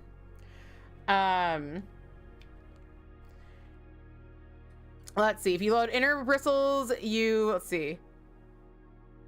Yeah. I've gotten, like, I can make it work, but like in general, a bigger brush with a finer tip is really like what I'm going for. But yeah, versus this, look at all that paint up at the top. And then you line it like, and it's not as thin of a line, but like I might be able to make as thin of a line. Let's see. I don't necessarily use this for that. And I know I'm putting this down.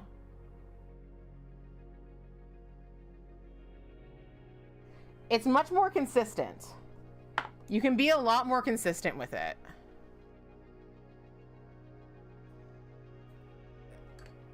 Yeah, exactly.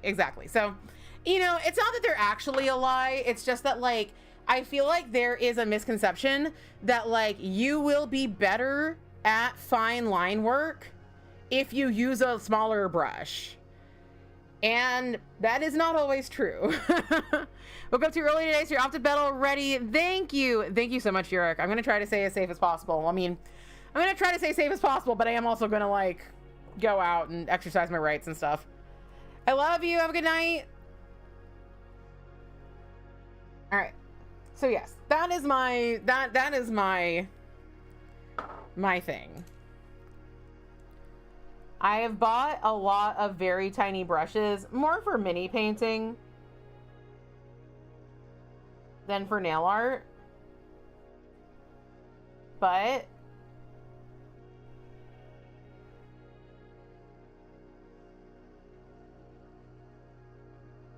even for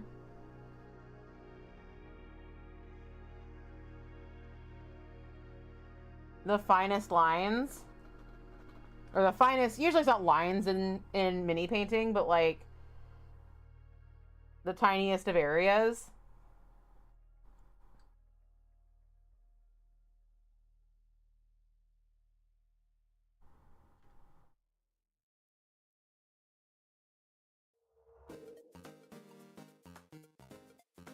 like people use these tiny brushes to like dot their eyes, in like their literal eyes, like put pupils in their eyes, and like it just doesn't work for me. It just doesn't work for me. You name all your brushes so you can yell at them when they're acting up. Yes, you got the Starly Nano brush though, and the really extremely tiny details. It really does do a better job than your usual detail brush. That's excellent. That's excellent. I do kind of want to order some of the Starly brushes. The one that I really want was sold out, which was like, I guess the one that was the most like this one. This one and like the very fine detail brush were both sold out. But yeah, like I said, sizes and everything is true. Like I said,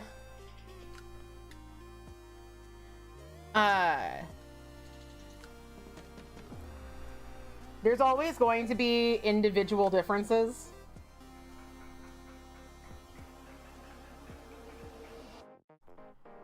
There's always going to be personal preference.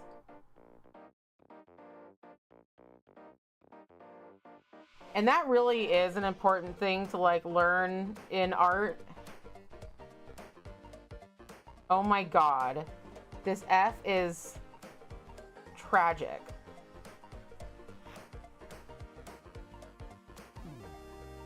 Okay, I'm making it less tragic.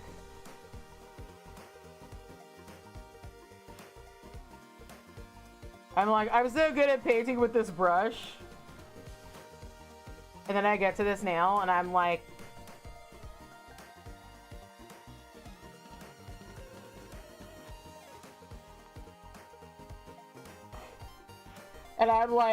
this is very bad. It's not very bad.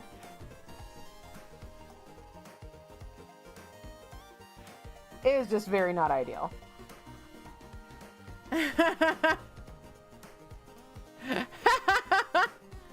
I don't name my brushes,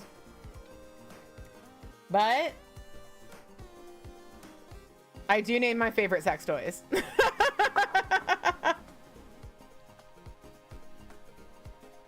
And I do request them by name.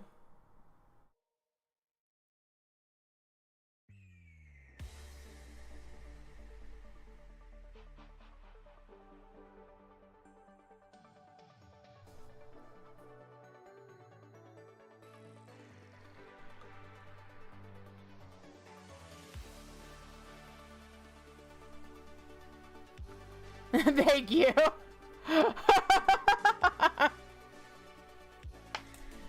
I unfortunately had to retire my favorite one due to personal reasons. Do you name my sex toy the title of my sex tape? Of the one sex tape? Oh, honey.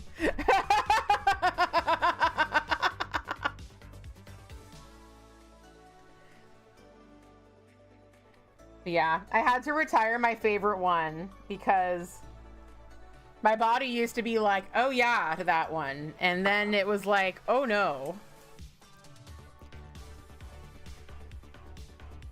I do want to, TMI, but I do want to talk to my gynecologist because I was having an issue. And she was like, don't have sex for 2 weeks and it'll clear up. And then I went back and was like, hey, it didn't clear up.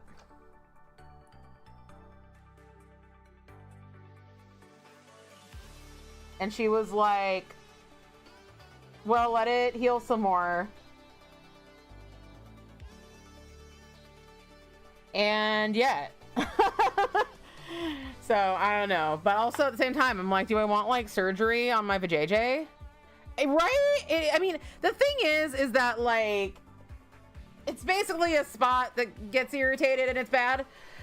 And I think that in order to like, I think that they would have to like do a procedure to like fix it.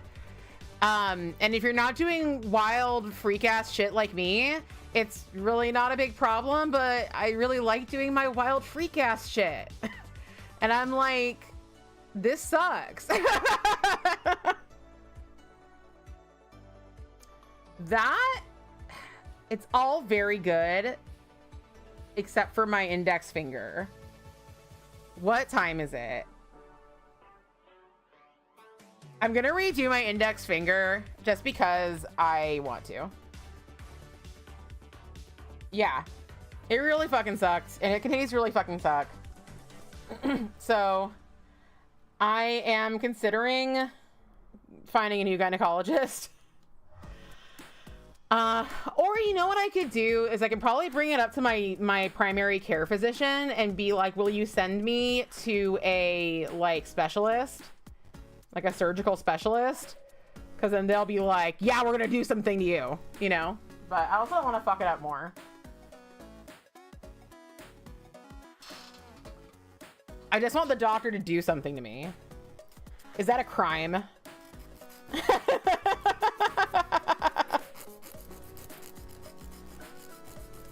Oh my god, Selena, I was telling Husbando we were watching The Hunger today, and he was like, The Hungy? And I was like, I'm pretty sure we've called it that before. My favorite horror movie is The Hungy and The Shiny. Is that your safe word, Alamo? That was actually incredible. That was really funny. It would be really funny for someone's safe word to be Alamo. That would actually be so fucking funny. And like, if you were starting to like play with them, you'd be like, remember the Alamo. Like, remember your safe word. Fun fact, Siri can't pronounce Alamo right? What the fuck? They wouldn't forget it, right? I'm so glad you like The Hungy and The Shiny. Oh my goodness. Like, does she say Alamo? Oh, what was it that she said the other day that I was just like, it wasn't Siri, it was like Google Assistant that she said the other day that I was just like, are you fucking kidding me? What was it? I don't remember. Alamo. Remember the Alamo. Apparently it's your phone's safe word. They're like, I'm not gonna let you write. Don't write LMAO. It implies the A word. She also can't pronounce, is it Burley? Or is it just Burley? What does she say?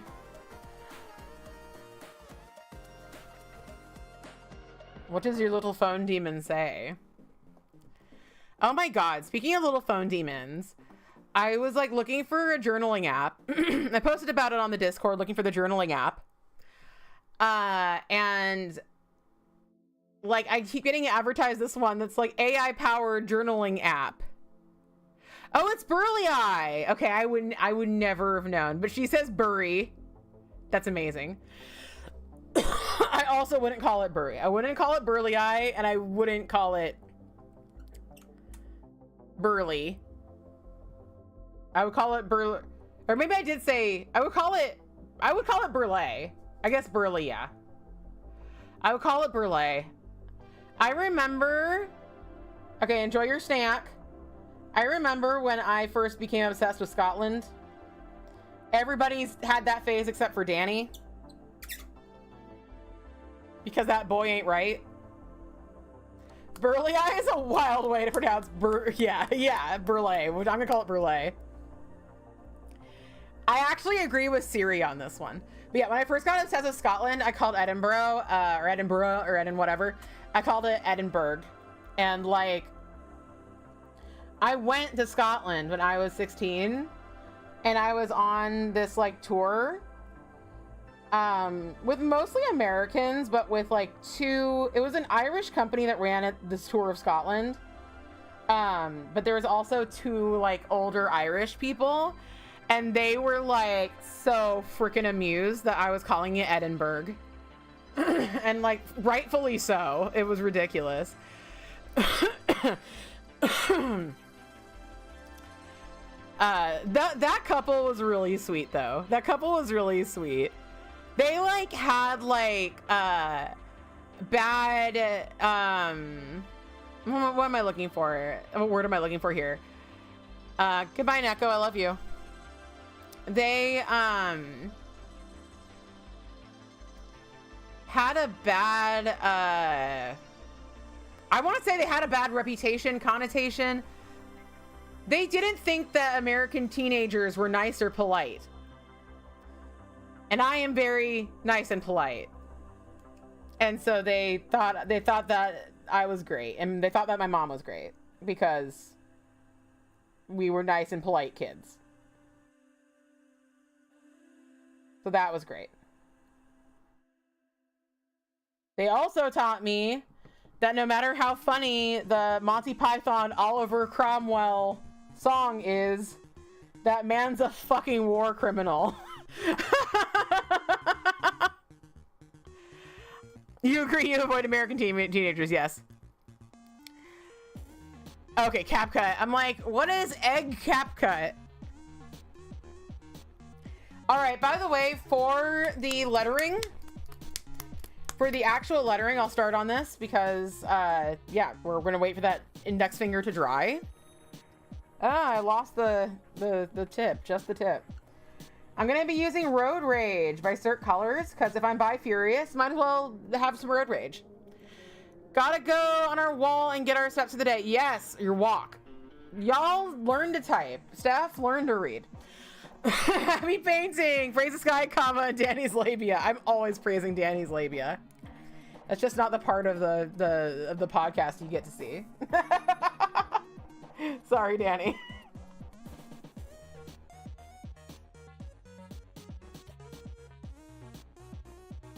Enjoy, Jeremy. Sky comma.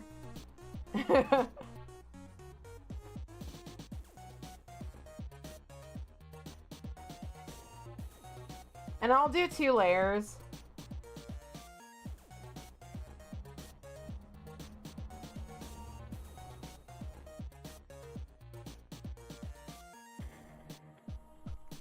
Just to make sure we're really in it to win it.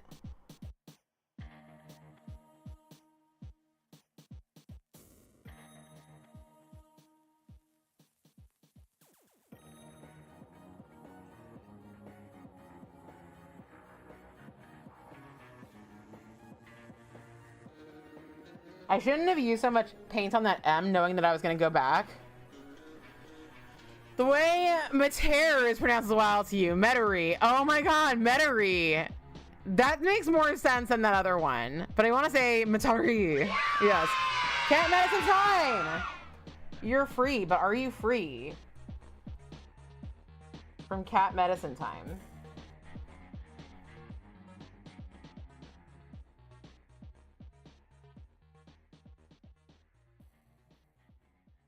Alright, alright. I'm gonna need to change this paint pretty soon.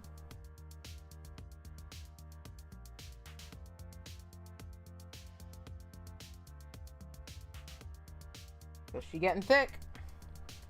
Alright. Oh my goodness, it is getting warm in this room. Eventually I will have an AC in this room.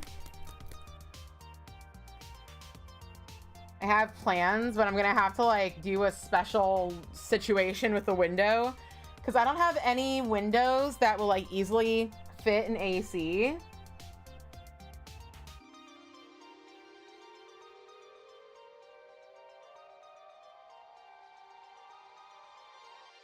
But I have one window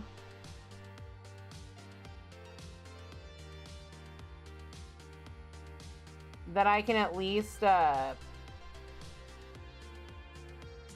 rig up ventilation on.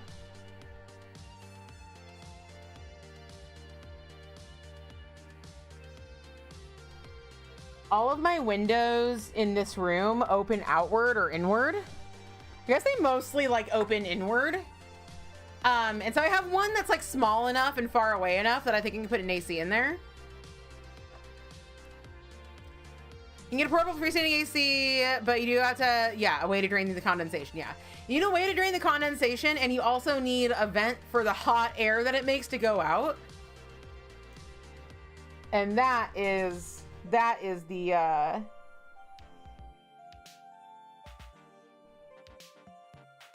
that's the issue. But yeah, I found a window for it, and I'm just gonna have to like get like, I think I'm just gonna get like 2 window kits and like stack them on top of each other and just like shove them in that window and just keep it open on the inside. But like that window's like small, like it's a little like weird little square window, and the other ones are like massive, and so like leaving them open is just like not a thing I can really do. You used to have a place that had 100+ year old factory windows. Yes, me too. Currently, currently, yeah. I mean, it like there weren't factory windows, but like our downstairs, we have this giant panel of these like little 2 giant panels, these little square windows, and like it's a nightmare. It's a fucking nightmare.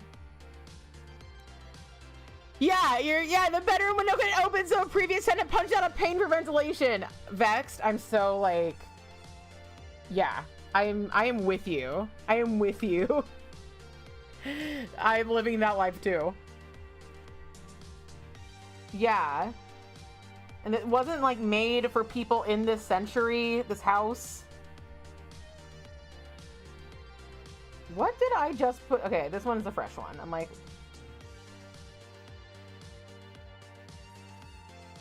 which is the one I just put down?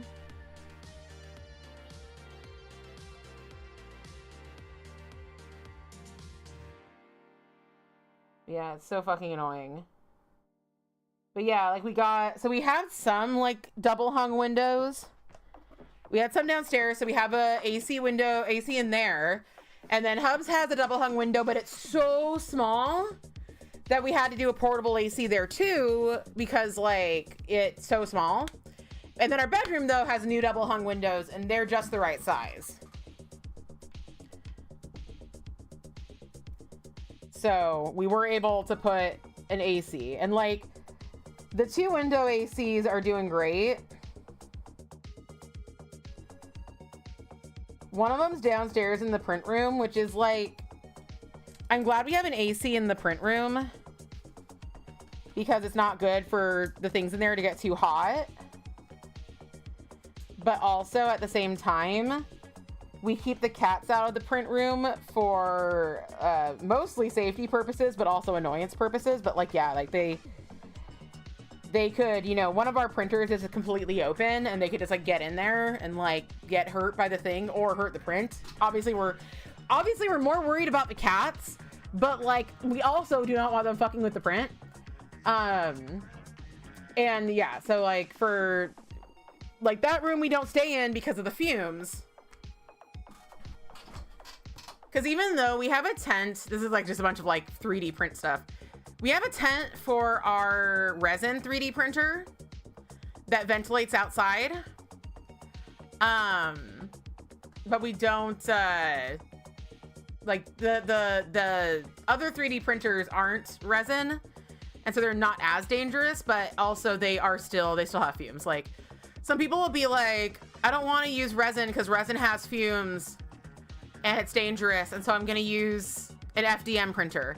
And it's like, look, you're right that the FDM printer is better for that purpose. However, if you're just going to put your FDM printer like next to your desk while you're working and let it run, you are still going to be breathing in fumes you shouldn't be breathing in. So don't let it fool you. Your bedroom window, wait, oh yeah, I already read that part. I already read it. Okay, let's put down more red. But yeah, it's a funky house. We are getting a second resin printer. Not new to us.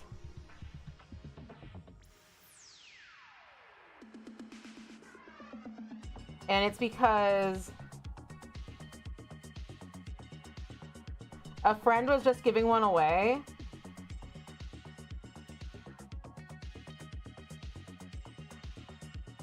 And he was like, do you want this 3D printer? And I was like, no. But then I realized like we would really like to experiment with different resins, but it's such a pain in the ass to change the resin out.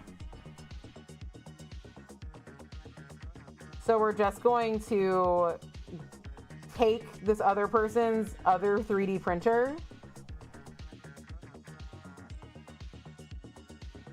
and then that will be the one that we experiment with different resins on while still using our preferred resin on our other machine. And I'm excited. The thing I'm really excited about, of course, is that, thanks. The thing I'm really excited about is that they make, so I was mentioning earlier that I'm going to be starting to do silver casting and silversmithing. And one really cool thing is that they make resin that you can use in lost wax casting. So there's a form of silver and gold, and well, there's a form of, you know, metal casting where basically you like make a positive and then you like put the mold stuff around it, usually plaster. And then either you burn it out or you use the molten metal to burn it out, and the molten metal takes its place, and then you have that like mold left. And then you can like use it, and well, usually the mold breaks, but like anyway, you get what I mean. You get what I'm saying. So it's really nice. We'll be able to just 3D print something and then do a few minor little things to it, and then I'll be able to like do I'll be able to do lost wax casting from my 3D printer. And so that's why when like Jess was here earlier, I mean, now what I'm going to be doing with Jess's skull, I'm not actually going to be printing it with lost wax film it. I mean, I might not film it, resin. I might print it with Lost Wax resin. But that one's gonna be flat on the back. I'm gonna be like using her skull to like embed in a kind of a disc to make the shape of a Memento Mori that I want. There's actually a Memento Mori that when I get more advanced, I saw it online and I took a picture of it because I'm writing a story where a Memento Mori is like it's kind of a thing. Yeah. It's a wild conversation without context. I'm writing a story where a character has Memento Mori. And I was searching for Memento Moris to kind of like base off of it, like real Victorian Memento Moris. And I found one that I absolutely loved. And it was $400 and I didn't buy it. And I don't necessarily regret it, but I might be able to make my own with resin and with silver. I might be able to make like my own version of that one that I saw. So that'll be very cool. And it won't be $400. It'll be way more expensive technically.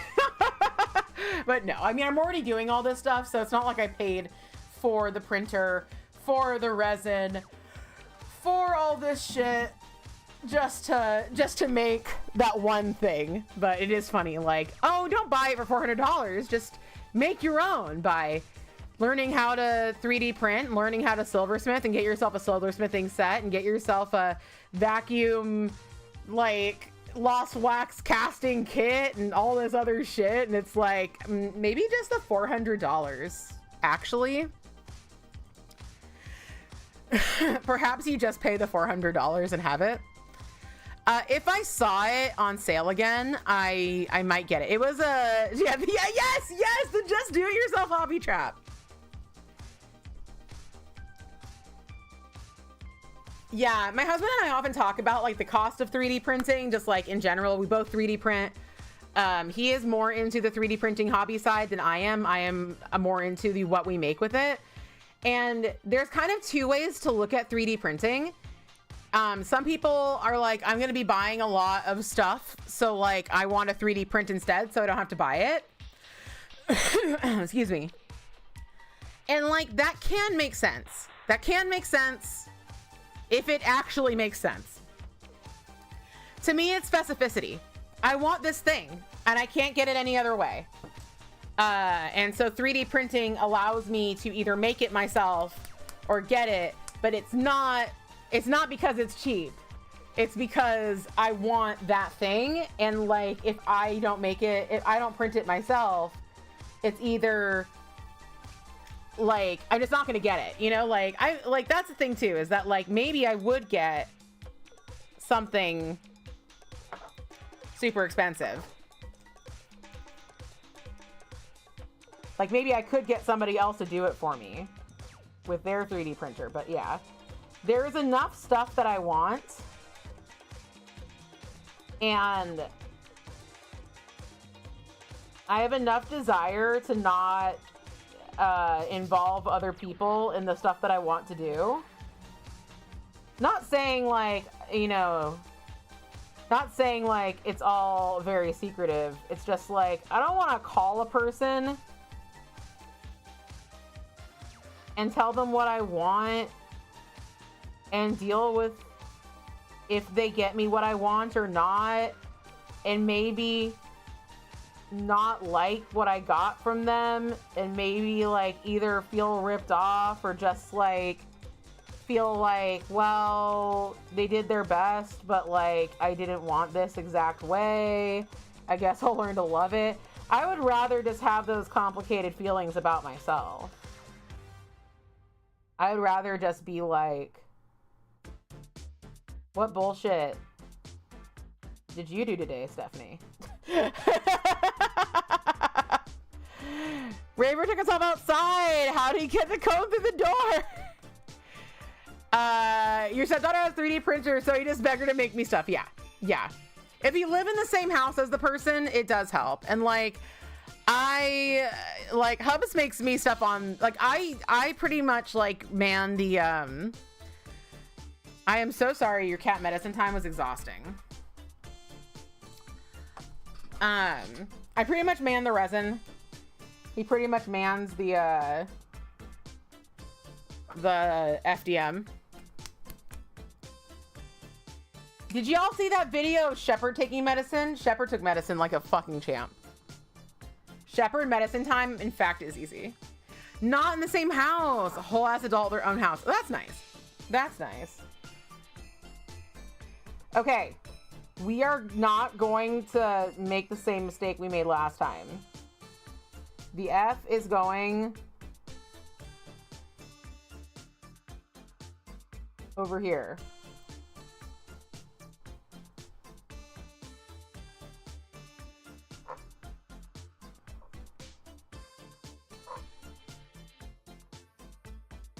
It is still a little slightly wonky, but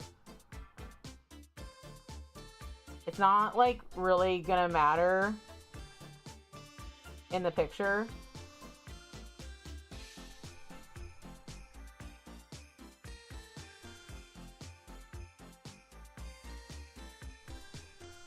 It ain't perfect, but this room's getting pretty warm.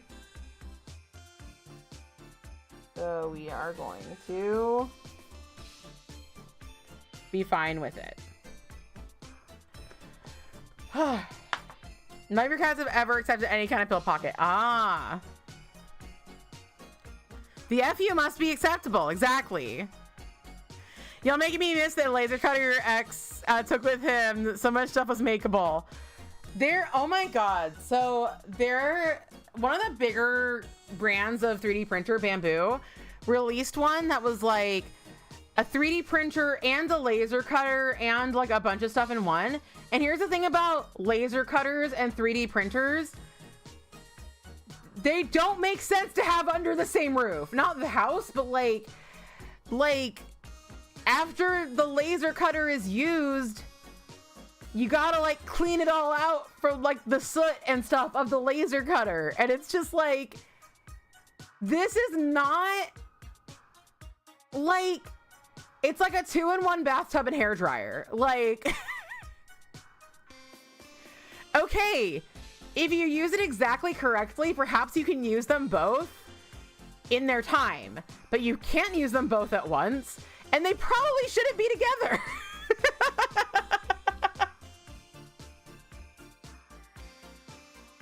That is nice. That is nice. We're like thinking about laser cutters, but we're also thinking more, I think, about like this one like printer called, I think it's called the Eufy Make, but we've been calling it the Yiffy Make. I don't actually need this white polish. I don't know why I'm doing this with it. Okay, I need this polish, and then I need to like finish these, and then I need to get dinner, and then we need to watch the movie. Yeah, an impractical 2-in-1. It just doesn't make any sense. It makes sense in that, like, on the surface, if you're like, wow, I want to 3D print and laser cut and have a small footprint and whatever, like, it's a good fantasy.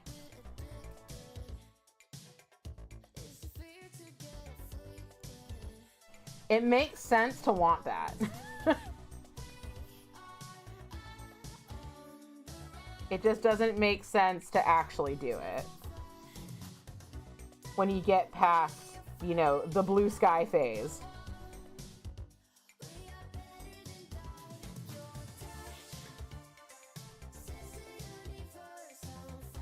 All right.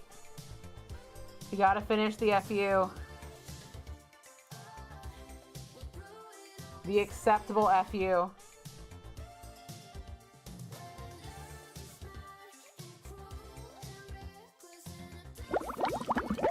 Thank you. I do need to hydrate.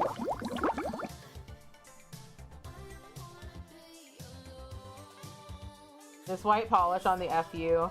I'm like, I'm gonna redo the FU and it's gonna be better. And the FU was like, actually, I'm gonna live up to my namesake. I will not be better. Me.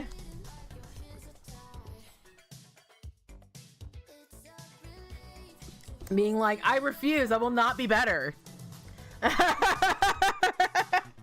This is all you get. Erase me as much as you want, rebuild me. It is not getting better than this. We are at our peak. This is where we will stay. This is peak FU right now. These will be very fun to go protesting in. I'm making 2 signs, by the way. Oh my god, I've made it even worse. Y'all?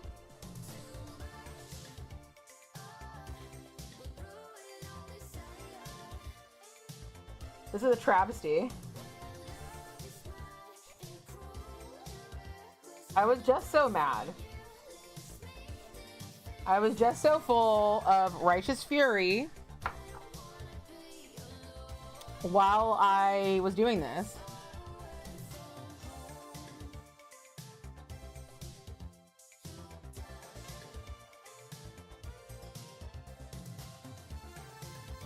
Then I made it worse. Okay, that actually fixed it a bit. I hate when Blurp tells me that it is playing a sound, but it doesn't tell me who. BMod, thank you. Thank you. It doesn't tell me who's making the sound. All right, we got that dry a little bit, and then like, but we are pretty much there. And I will do a black light showing before we're done.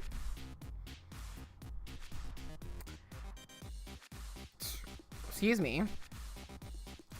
But yeah, reminder, we are watching the, it really looks a lot like ketchup and mustard. I don't have any problems with that. I thought that cleaned it up pretty well, but it did not. So let's get some more. Let's get this brush here.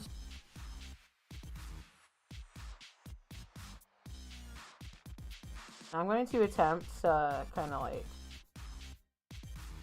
clean that up better, and maybe I'll even add a little bit of the other polish there.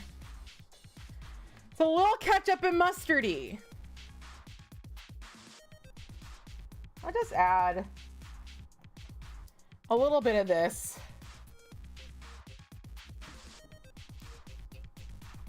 Sometimes you just got to accept that it's not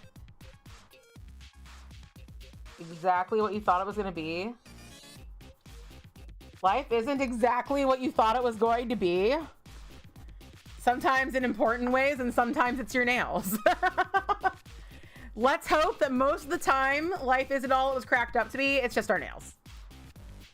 It's just that our nails aren't as cracked up as, well, maybe we don't want them cracked up. Unless you're using Crackle Topper. Which, frankly, I think you should. I think everybody should, and it should be mandatory. I think I'll do Crackle on the other hand.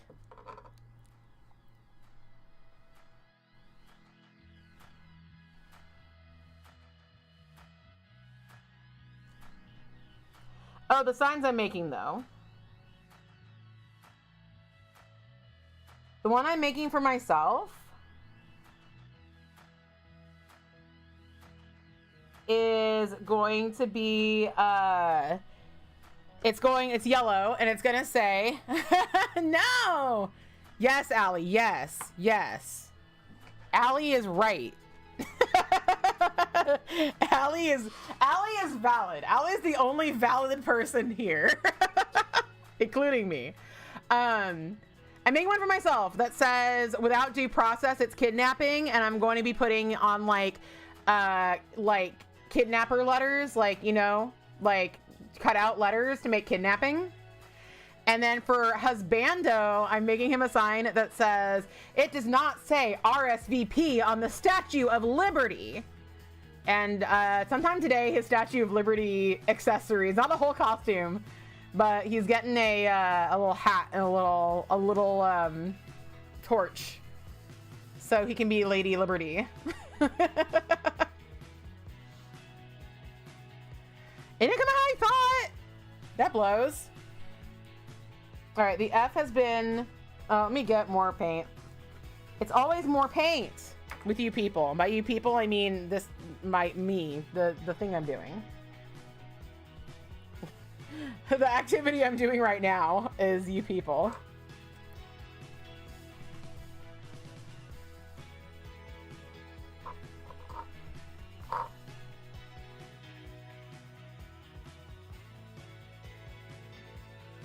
I need to do some laundry.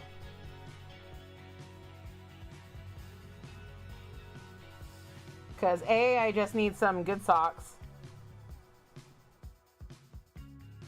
And B, I should wear my migration is not a crime shirt.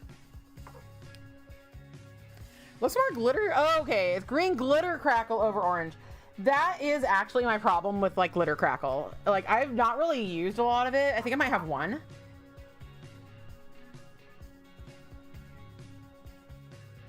Like I feel that's like my problem with like many of the crackles that I see out there in the world. Is that like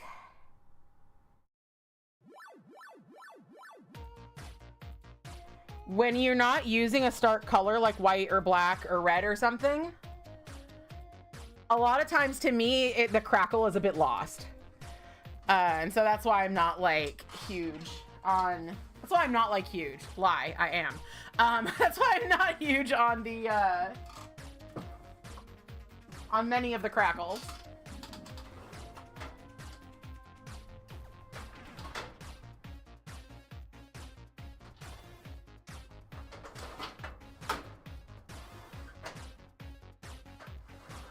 All right, I guess I'll do this over Road Rage to kind of just give us a little bit of cohesiveness. Let this dry a little bit while I prep this other hand. Ended up streaming for the normal amount of time today.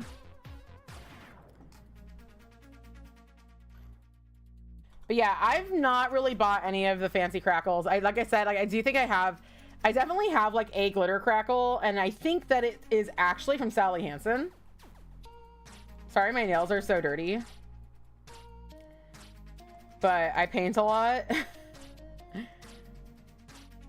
and it was a struggle to get here this morning, so I did not take a shower before I started streaming.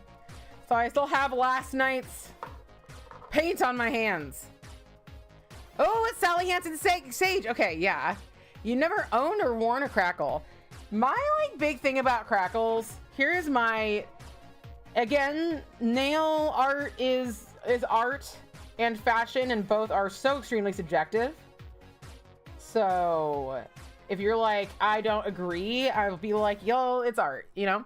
But in my opinion, to pull off a crackle, because I used to also think they were ugly, but I think that's because I only saw them on like, not that you're only seeing them on these people. Personally, I only ever saw them on like children and teens who did not do a very good job painting their nails. And I think that it's hard to make a crackle look really good if you didn't paint it nicely and it's not like nicely within the lines. But I think it looks really fucking stunning when it is in the lines. Yeah, exactly. You see them almost exclusively on Swatcher. So yeah, that's not your thing. You're not judging them by like, you know, children at school wearing them. So I'm like, well, my point's probably moot for you, but I'm gonna say it anyway because I already started. Because I already started and you can't stop me.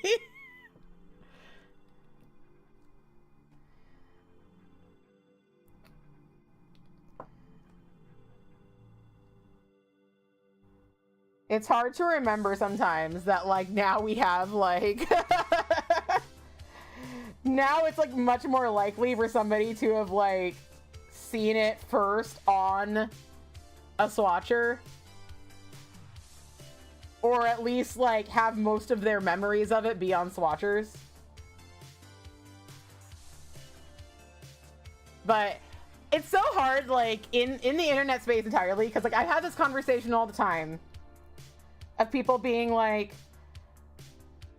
You didn't watch this, you didn't watch that, whatever, and then me being like, I am 5 years older than you, and that's not a lot now, but it was a lot when we were kids, and I didn't have a younger sibling, so no, I didn't watch any of that shit. And so you'll be like, why, how? And I think it's the same with, like, you know, if you didn't live through the crackle phase of, like, the 90s, you know, or like the early 2000s, and like a lot of people, you know, did, but like, if you weren't like necessarily aware for that time, then you've probably first seen them. You're almost 50, exactly. I'm like, I don't want to say that you're like, yeah, precisely. So who knows, you know? So you lived, but you were a little too old. Yeah, exactly. Exactly. You were like right out of the range. Exactly. We're all, like, I'm almost 40. So you were probably like 11 when I was born or something. And yeah, it's like not the hugest age difference now. It's not as like little as 4 years or 5 years, but yeah. The age differences are ideal. Yeah, Crackle Polish in like 2000 or thereabouts. One day I'll go there again. I had a silver Crackle Polish and I gave it away when I KonMari'd. And I used to talk about this a lot more often, about like my KonMari regrets. There's only a few regrets I have from my KonMari'ing. Overall, I think it went really well. But one of my big regrets is that I was like, I only need like 5 nail polishes. And like, me back then would never have known. Me back then had no way of knowing this would become a major hobby. And like, I've never, ever regretted the stuff that I threw away in my makeup. Not one bit. I haven't regretted a single piece of clothing I've given away. Like, the vast majority of the stuff in the vast majority of categories, I can't even tell you what I got rid of because I don't remember. But like, the nail polish, I'll never forget. And until I started doing nail polish as a hobby, I never even looked for, I never, you know, like, if I hadn't started doing this as a hobby, I also wouldn't have regretted that. Thank you. Only really remember was a brown polish. Can't remember from whom, that dried with a suede like finish. Ugh! Did you KonMari too? That sounds so fucking good.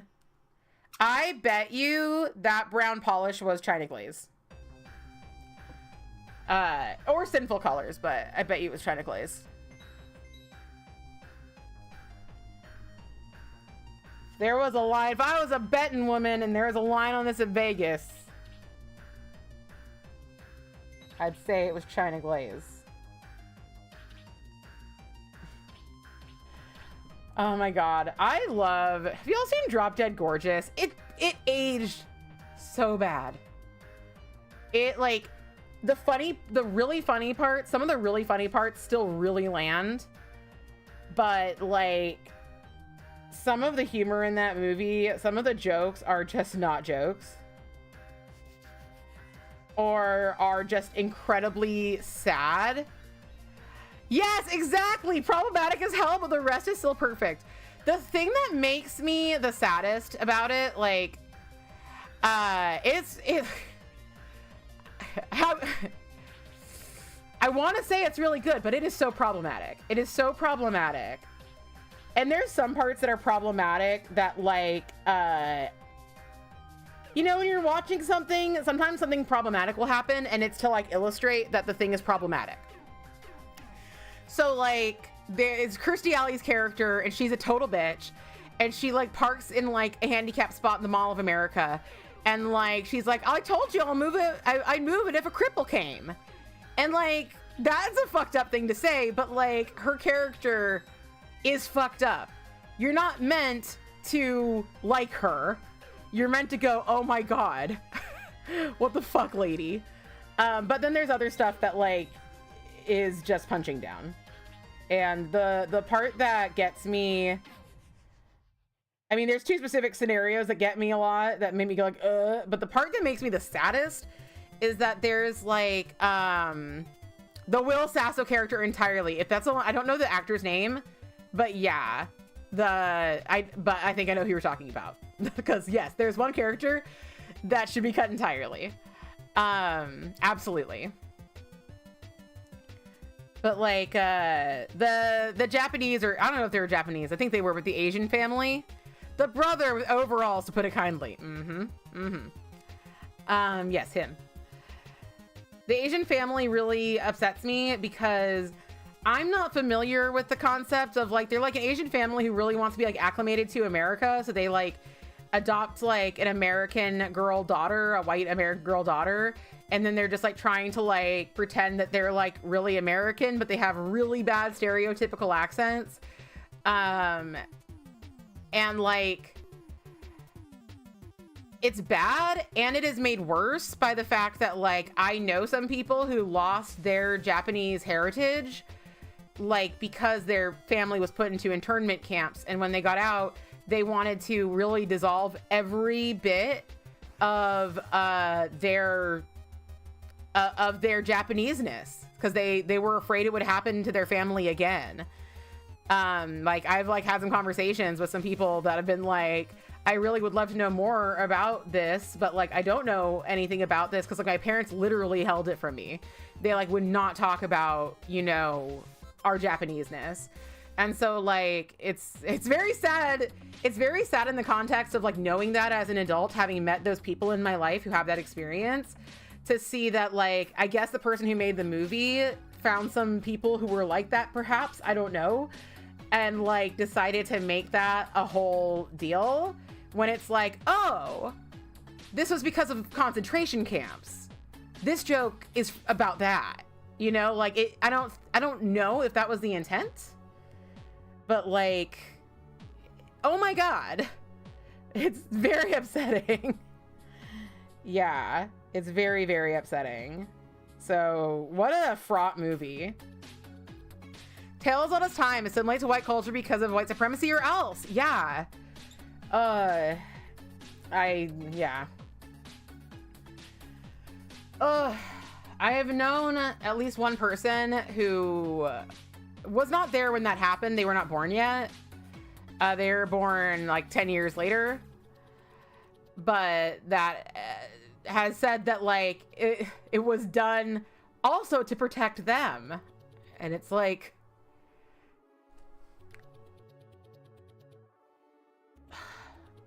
oh my fucking God. Like, I guess whatever you have to tell yourself. I mean, except for not, but like, Jesus fucking Christ. But yeah, that's what really, that's like the saddest part of the problematicness in that movie to me. And, but you know, there's a lot. There's so much good stuff too. We need a pepper cut. I one time watched this anime that was like pretty problematic, but like I was watching it on YouTube, and like it was by this creator named Pepper something, and they made the quote pepper cut of this anime, and I didn't realize until I was like halfway, yes, release the pepper cut. We didn't realize like halfway through the anime that all the episodes had been different lengths, and there was things that like Hubs remembered because he'd watched it before that weren't there this time. And then we like watched it again, and yeah, they had made it like, we watched like the actual one, and they had made it so much more palatable. Like the other version was like so much better. Your mom's friend lost their home during the Japanese internment. It's so cruel, unnecessary, un-American.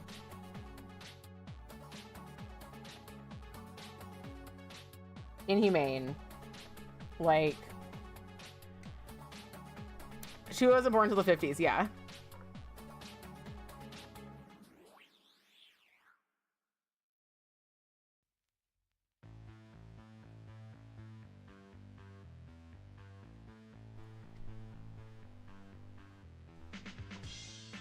I got like a blob of polish on here, and I'm like, I might need to get a new, or maybe I just need to add some thinner.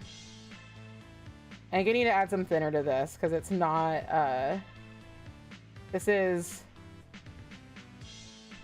crackle polish behaving badly. But honestly, like, you know, top coat heals all wounds.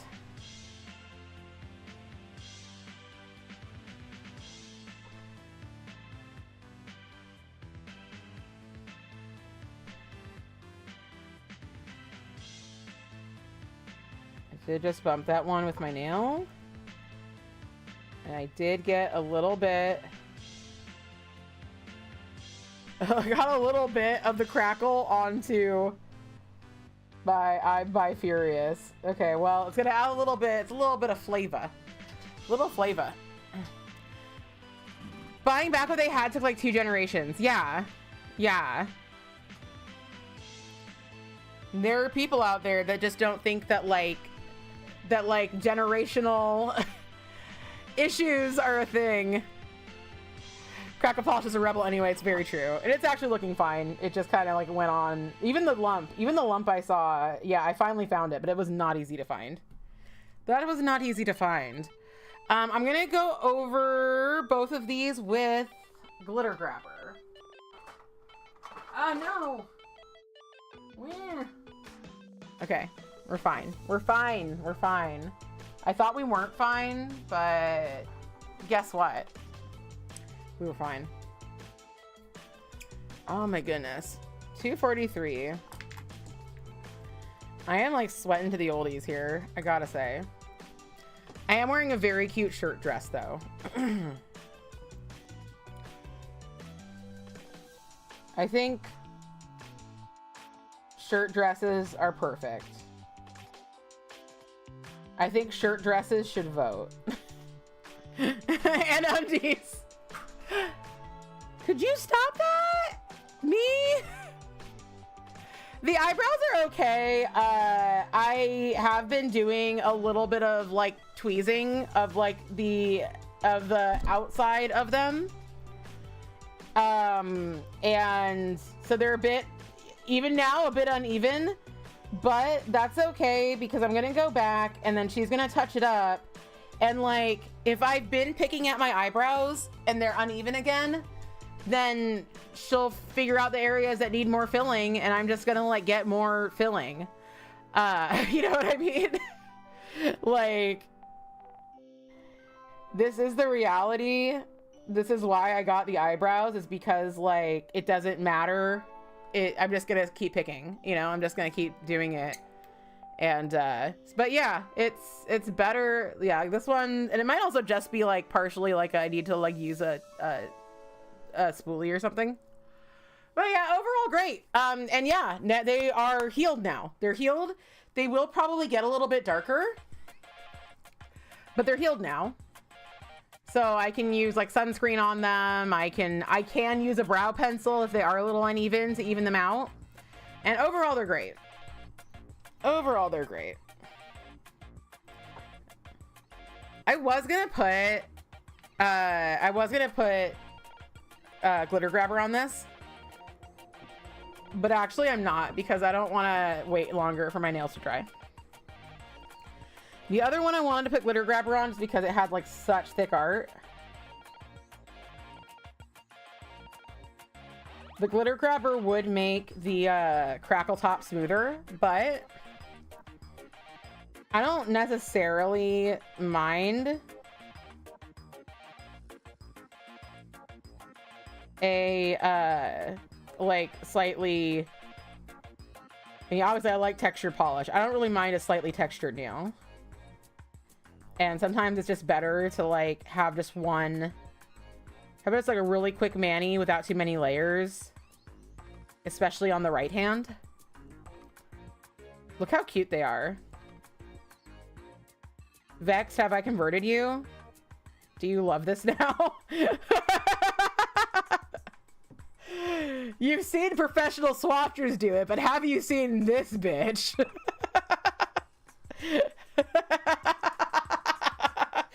How?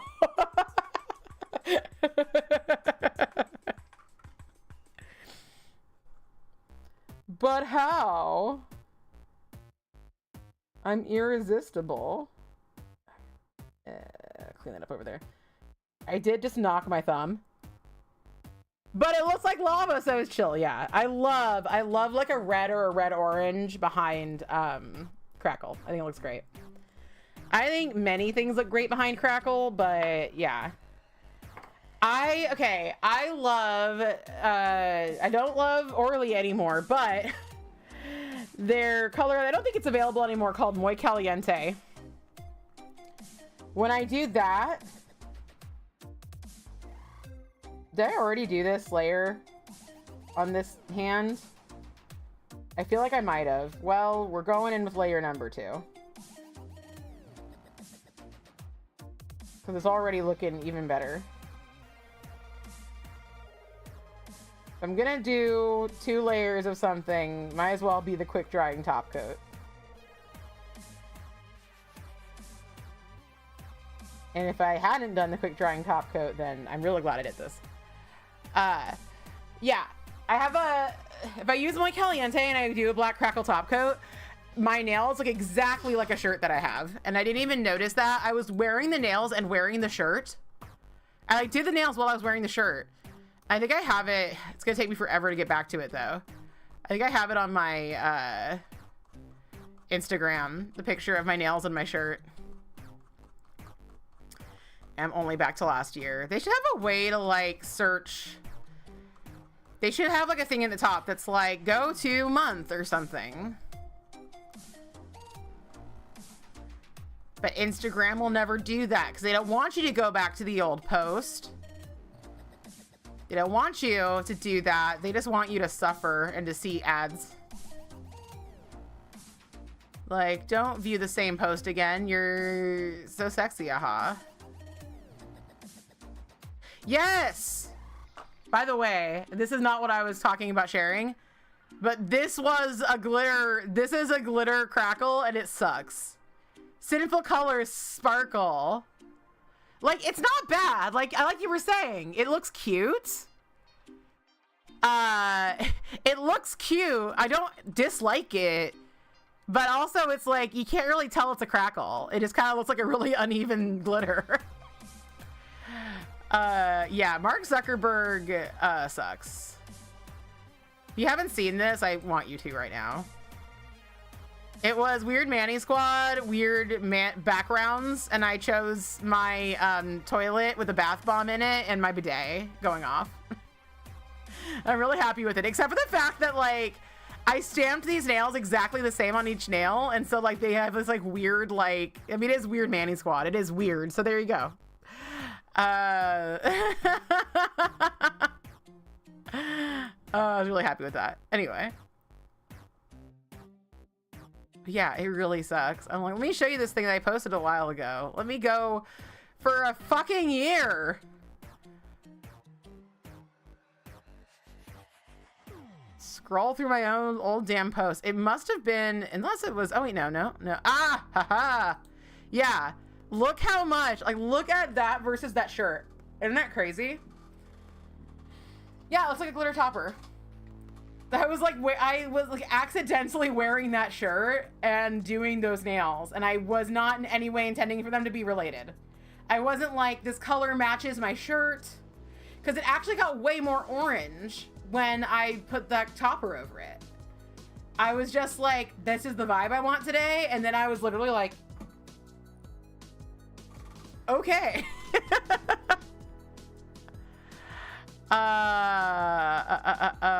I tagged Hillary in this. Before I knew Hillary. You think you saw Wildberry West? I'm sure you did. There's Grumpy. Rest in peace. This is Sedona. Or not Sedona, Sequoia. That's Loud Lacquer Sequoia. I'm sure you saw it up there, but I bet you it's down here too. Because I loved Wildberry West before I made it cool. This is Jet Setter, or is it Flamingo? Gorgeous! Oh my god, Stephanie, you You are losing it. I'm losing my religion. This is Wildberry West. All right, see you later, Danny. Wildberry West is just the fucking best. Do you see that? Do you see this shit, my liege? Yes. Sorry, I just fucking love Wildberry West. It just makes your nails look like polygel. And like, there are other nail polishes. Sequoia, yeah, Sequoia. So gorgeous. This is by Loud Lacquer, but the person who actually probably made this formula now does Lacquer 22. So yeah, oh, so good, so good. And Steffi by Loud Lacquer, like, oh yes, oh, so good. I love it so much. I'm just looking through to see if there's like any other like very exciting. We do have like our Dino Nuggy nails. When I joined Twitch, the Twitch community was so into Dino Nuggies that I wanted to ingratiate myself to them, so I did the Dino Nuggy nails.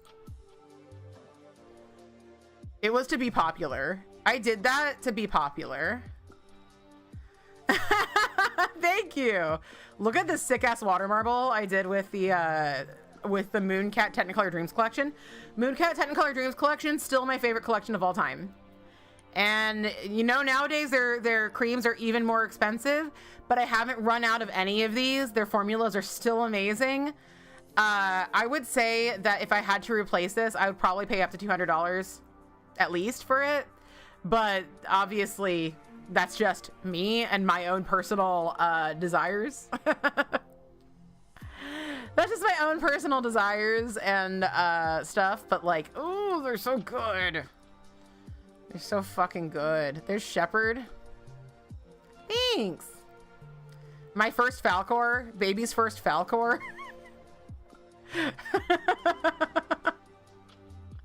A lot of Technicolor Dreams around that time. A lot of Technicolor Dreams. Oh my god. Frickin' Butterflies in Grandpa's Garden. I have a newer Falcor. I want to do that Manny again. I really want to do that Manny again. It was so good. Got a good Fallout Manny. Got some good shit. What is this? This is Sequoia with yeah, with Hollow Taco Sonic Unicorn skin.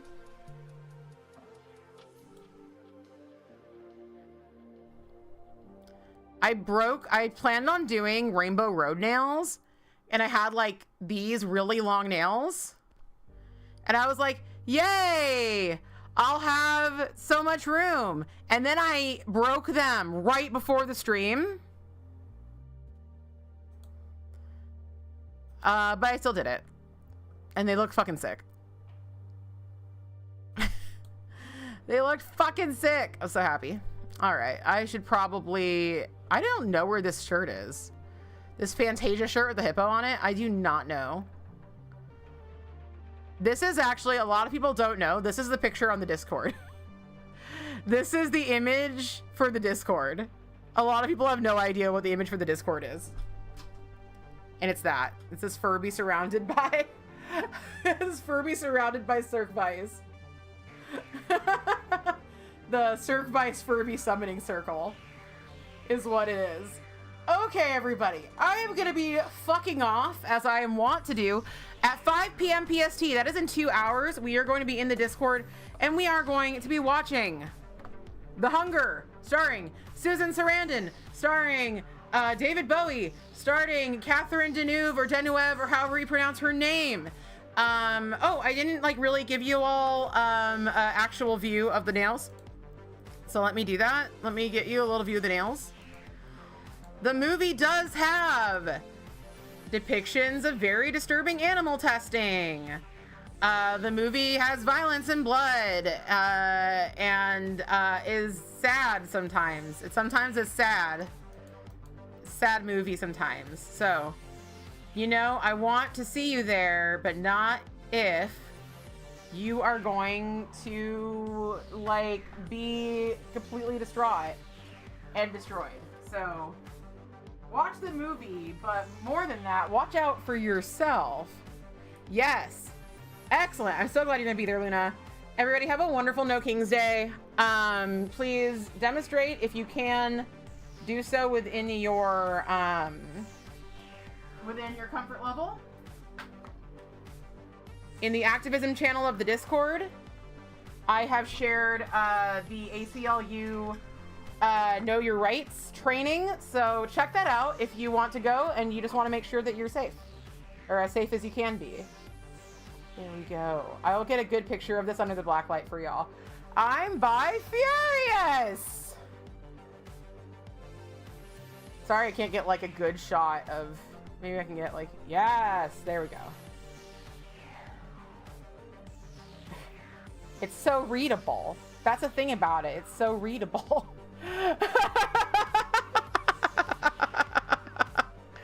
All right, everybody. Have a really great one. I will catch you all next week and or tonight, 5 p.m.